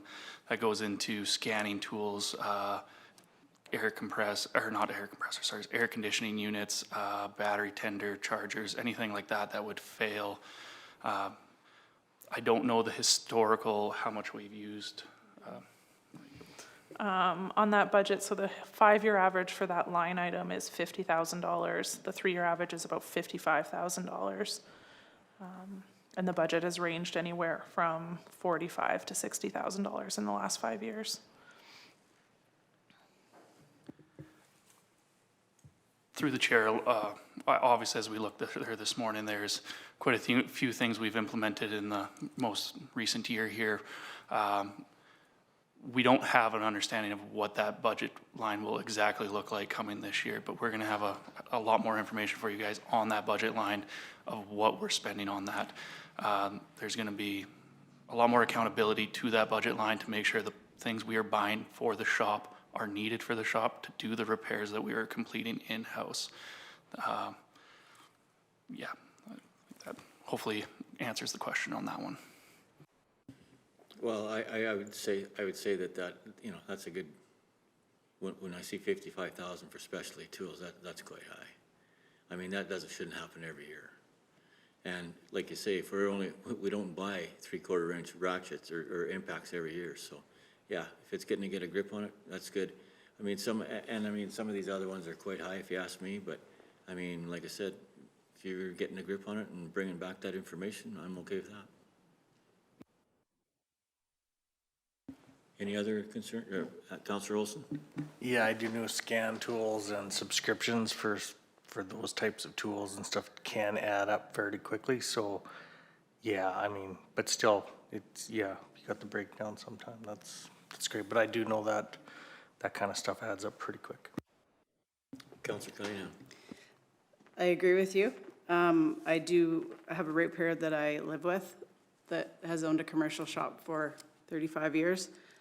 $50,000 is a lot in tools every year. And I do understand the costs. I truly do, because I live it as well. So, but I appreciate that, Mr. Conklin. I think that's great. If we can get a little bit more of a detailed breakdown of that, that would be really much appreciated. Yeah, and I do know a lot of the tools are warranted too. So, I mean, something breaks, it doesn't necessarily mean that it has to be bought new every year. So, yeah, I would appreciate that. Thank you so much.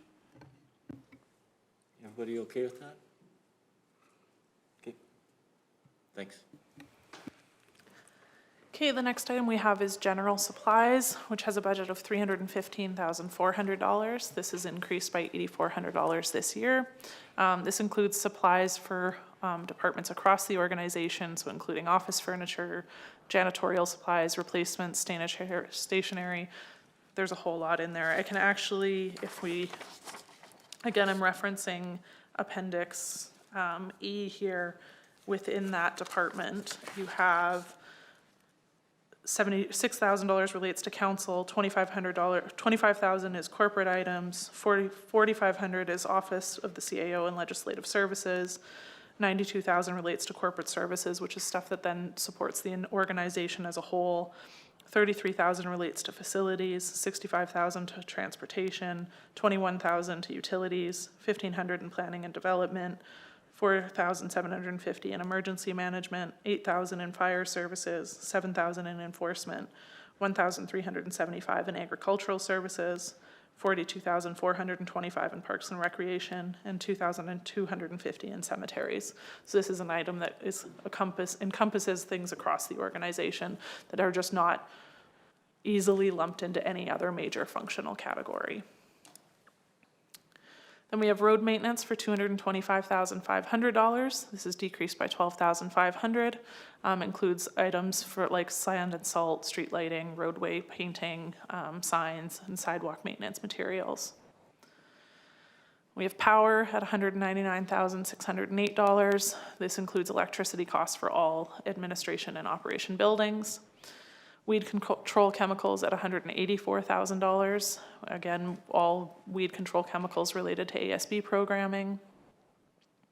Telephone and internet for $141,520. This includes costs of telephone and internet for all departments across the organization. Grader blades for $135,000 for an increase of, or a decrease of $15,000. Utility department supplies at $125,000. Dust control chemicals at $130,000, which has an increase of $10,000. Gas and heat for $90,852. Culverts for $75,000. Safety supplies for $65,050. Fire services gear for $55,000.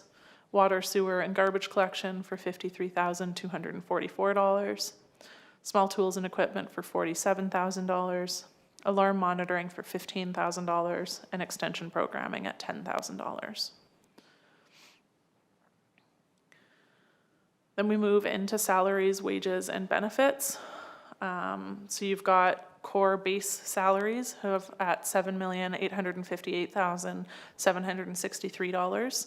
This has been reduced by $417,951. Is related to the elimination of 3 positions, as well as the elimination of the planned shared position with Carbon. Their reductions related to those positions are partially offset by proposed merit and market adjustments. Then we have pension contributions and benefits, $1,565,914, which is decreased by $153,171.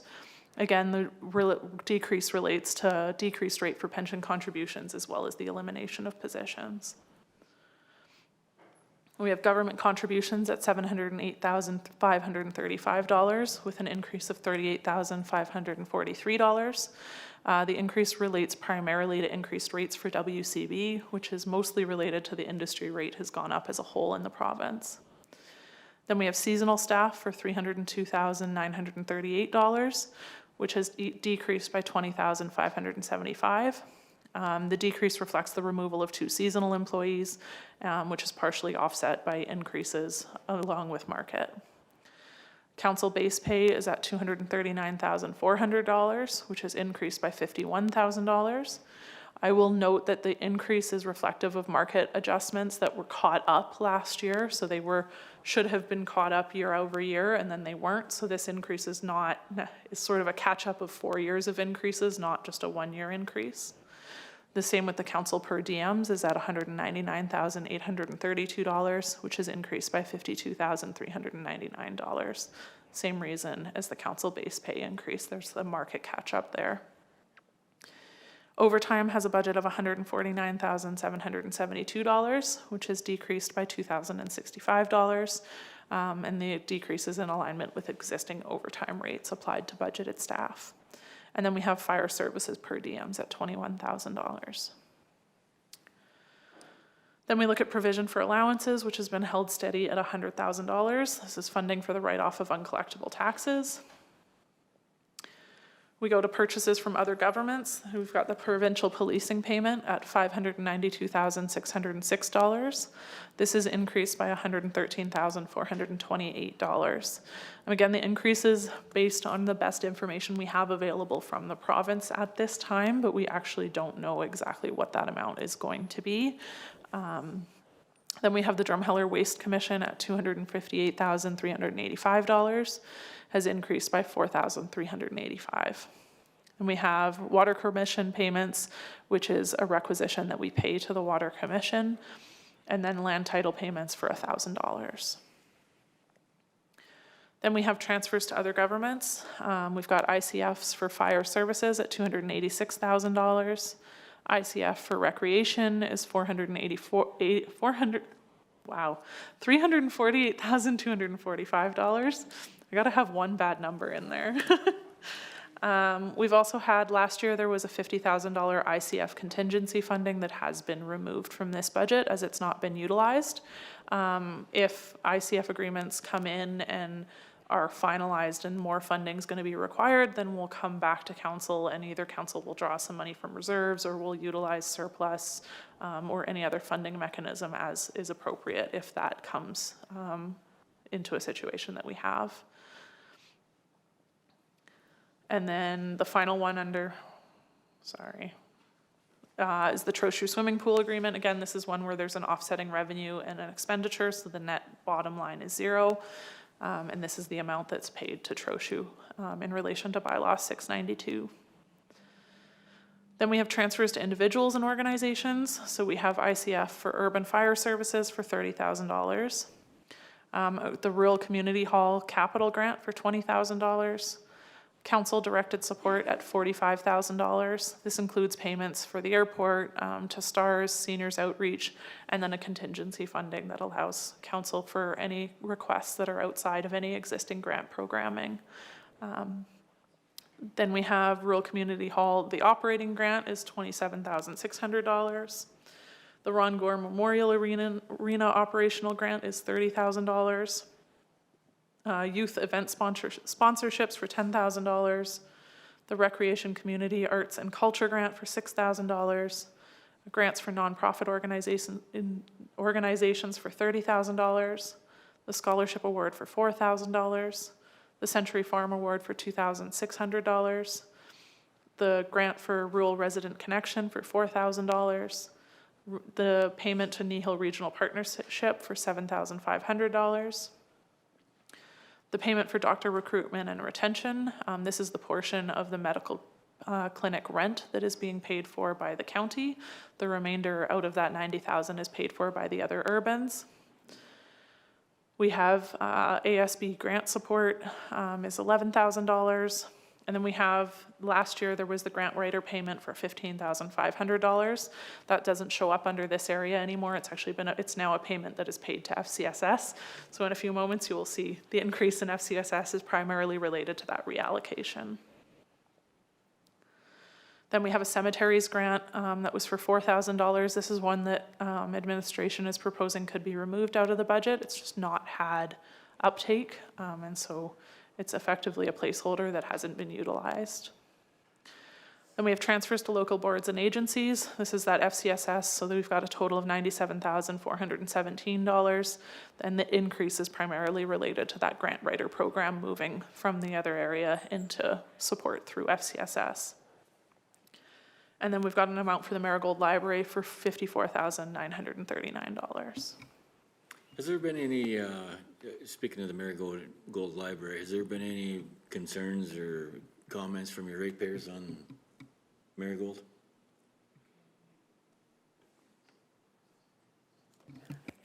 Councillor Hoffins? Just that some of my ratepayers do use the Marigold system. I don't know how much or how many of them, but I know some of them do use it. Okay, I have some concerns from our ratepayers or my ratepayers and the ones that I've been talking to don't think we should be in it. So I just thought if anybody else had any concern. I know at one time we weren't involved in it.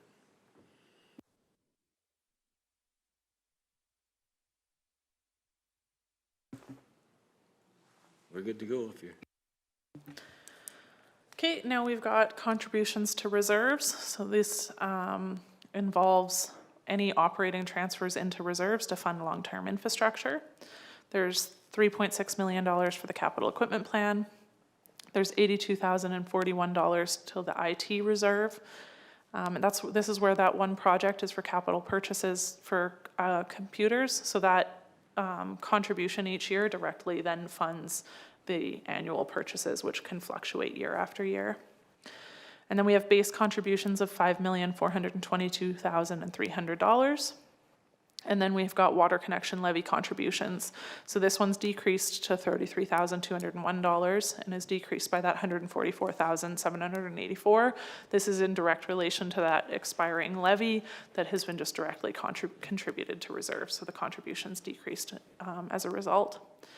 And then lastly, in expenses, we have gravel or inventory projects for gravel crushing at $750,000.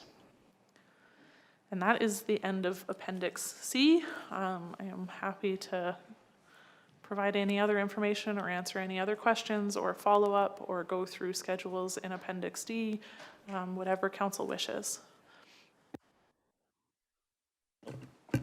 Councillor Cunningham? Just going back to the Marigold Library, Councillor Ursuline, do you sit on the library? I do. Oh, you do. Okay, I couldn't remember. Yeah, or you're the alternate, right? We'll just say you are. I'm just curious, and I don't remember from previous reports, but does the Marigold Library System track the usage from Kneehill County residents, or is that broken down at all? I'd just be, and because we've talked about that with FCS and, you know, other programs, so just curious if they do. Yes, through the Reeve, thank you for that question. I've worked with Marigold before in the past, and they will be able to provide us with a breakdown on what our residents use, how much they have in the mail, how much they take out. They have really good stats. So I can follow up with that board and bring it back to council with more information.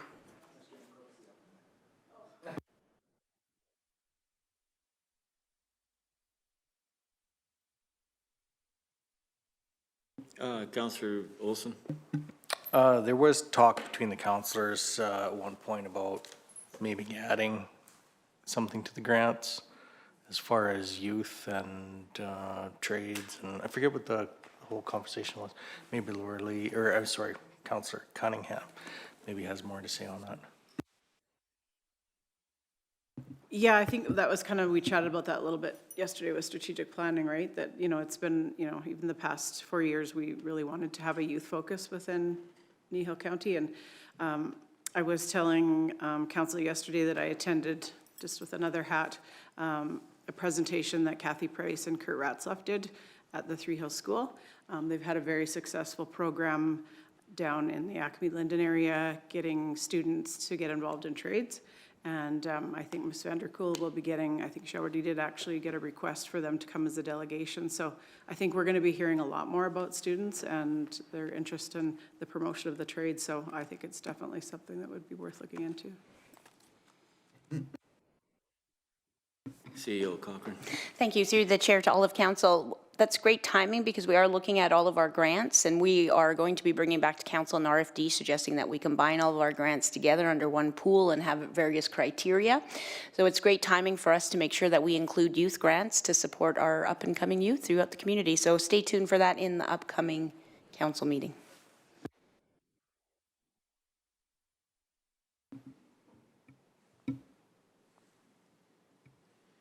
We done? Yes. On what? All of it. Oh. What do we get? Oh, Councillor Hoppins? Thank you. Pretty good, lots of information, lots for us to take in. I am looking forward to seeing our actuals as to what we spent, and I know that's probably coming. But again, that helps me make an informed decision if we have enough in that budget to allocate for the spending for the year. So I'm not sure at what point we get to see that, but I appreciate everything that's been done here.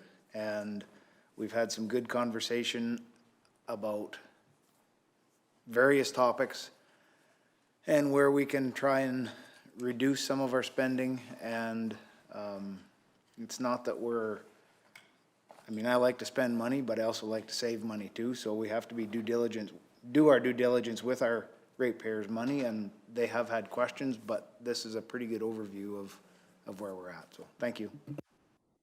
Councillor Olson. I also would like to commend the staff for what they've done here on this budget. I do like seeing us finding savings and reducing. I mean, it's pretty clear I've wanted to reduce stuff here, but in saying that, it's been very clear what the staff has brought forward. They've answered all the questions, and I would commend them on at least coming up with trying to keep taxes the same as what they've been, because that's one of our main goals, I believe. So thank you. Councillor Cunningham.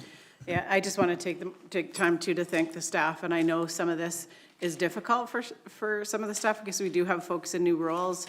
Some of the decisions that are in this budget were made by previous council. They were made by potentially staff that isn't here anymore. So I know some of it's really hard to answer. So again, just like Councillor Olson and Councillor Hoppin said, just thank you all so much. I mean, every year you guys knock it out of the park. It's so clear, and just, yeah, job well done. So thank you, and thank you for putting up with the questions.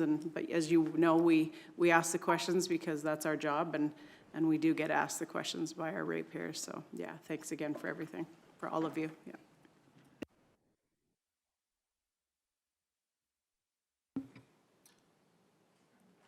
Yep. I do have one question just in terms of what the expectation is around actuals. We do the Q4 report, which provides kind of where we're at. It's not necessarily a direct actuals compared to each budget line item that's on here. And the reason for that is when we look at historical trending, we don't just look at what happened in '25 or one individual year. When asked about special tools earlier, I could tell you, right?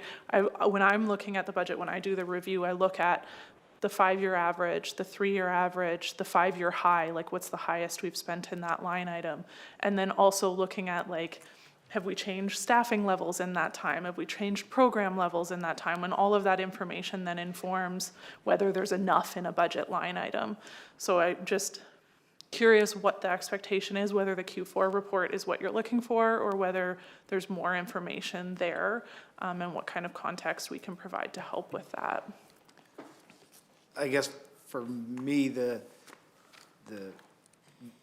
actual that I'm looking for is, and maybe the Q4 report reflects that, more than a 3-month period. I'm looking for a 12-month period for myself. When I do my budget at home for the year, I know that I have, for example, $50,000 for advertising, promotion, travel, holiday fund, X amount. And at the end of the year, I look at that and I see, okay, I've spent $45,000. Obviously, I budgeted too high or we didn't go out enough. So I need to know that for myself that I'm underneath that budget. So the Q4 report, I assume, reflects a 12-month summary? Yes. So that's what I'm looking for. Yes. Thank you. Councillor Penner? Would it be of any benefit to councillors in general, especially myself as a newer councillor? Do you have, for example, historical Q4 reports for 24, 23? Like, is that a huge pull to try and get us that report as well? Through the chair, they are all in council packages. I can absolutely pull the dates and the times and make sure that they can be sent to you. That would be great. Thank you. Absolutely. Absolutely. Thank you.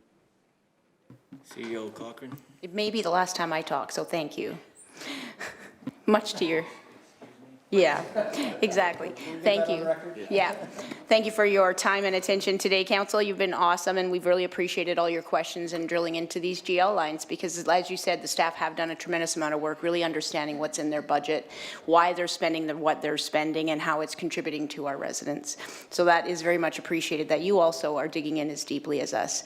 One point of note is that when we do build our budgets, the staff are seeing the historical 5 years. So they can go back over 5 years and see what's been spent, what hasn't been spent. And this year, we did a great job of combing through all of those lines and making sure nothing was padded, there was no excess, everything was really budget effectively. So we'd be happy to share those year-over-year numbers with you, but we have done, as you indicated, a lot of work to make sure that the budgets are aligned effectively as they should be. So thank you, but we can share.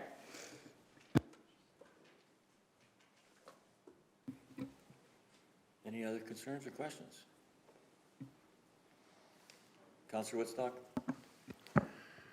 Well, thank you very much, Ms. Von Burbach and your staff. Again, you've punched it out of the park by bringing all this information forward. I was just hoping that maybe one of these years we'd have 3 or 4 more pages on the revenue side to kind of match up with the expense side, but thanks for all you've done. Me too.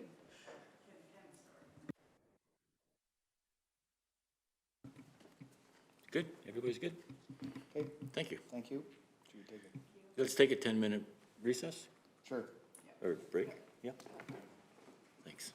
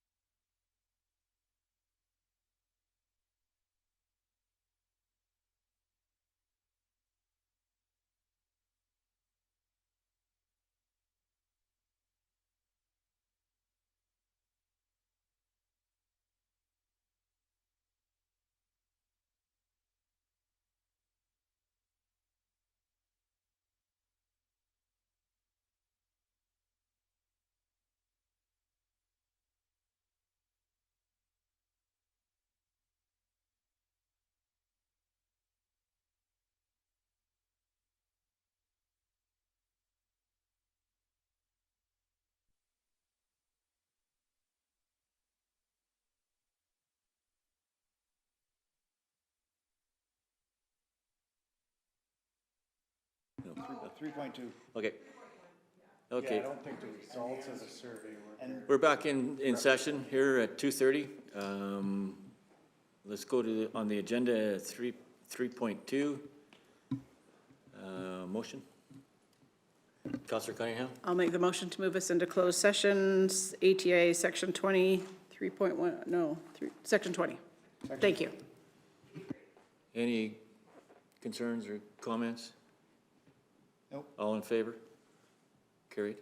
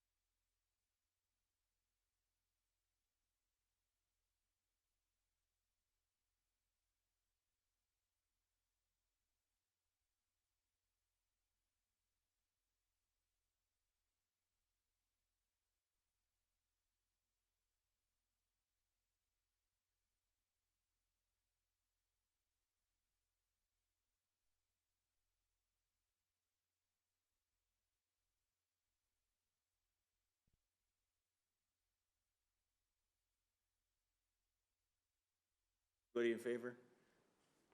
All carried unanimously. Came out close 3:48. I'll give you, yeah, let's say 4 minutes. Yeah. Sure. Yeah.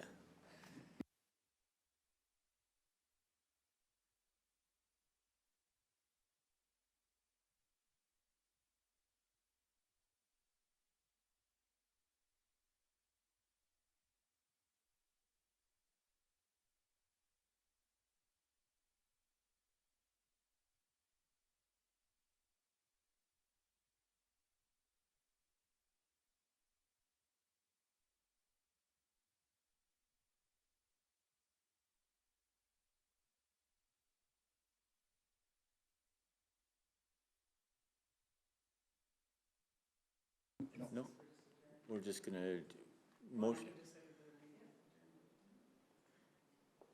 Meeting is adjourned at 3:49.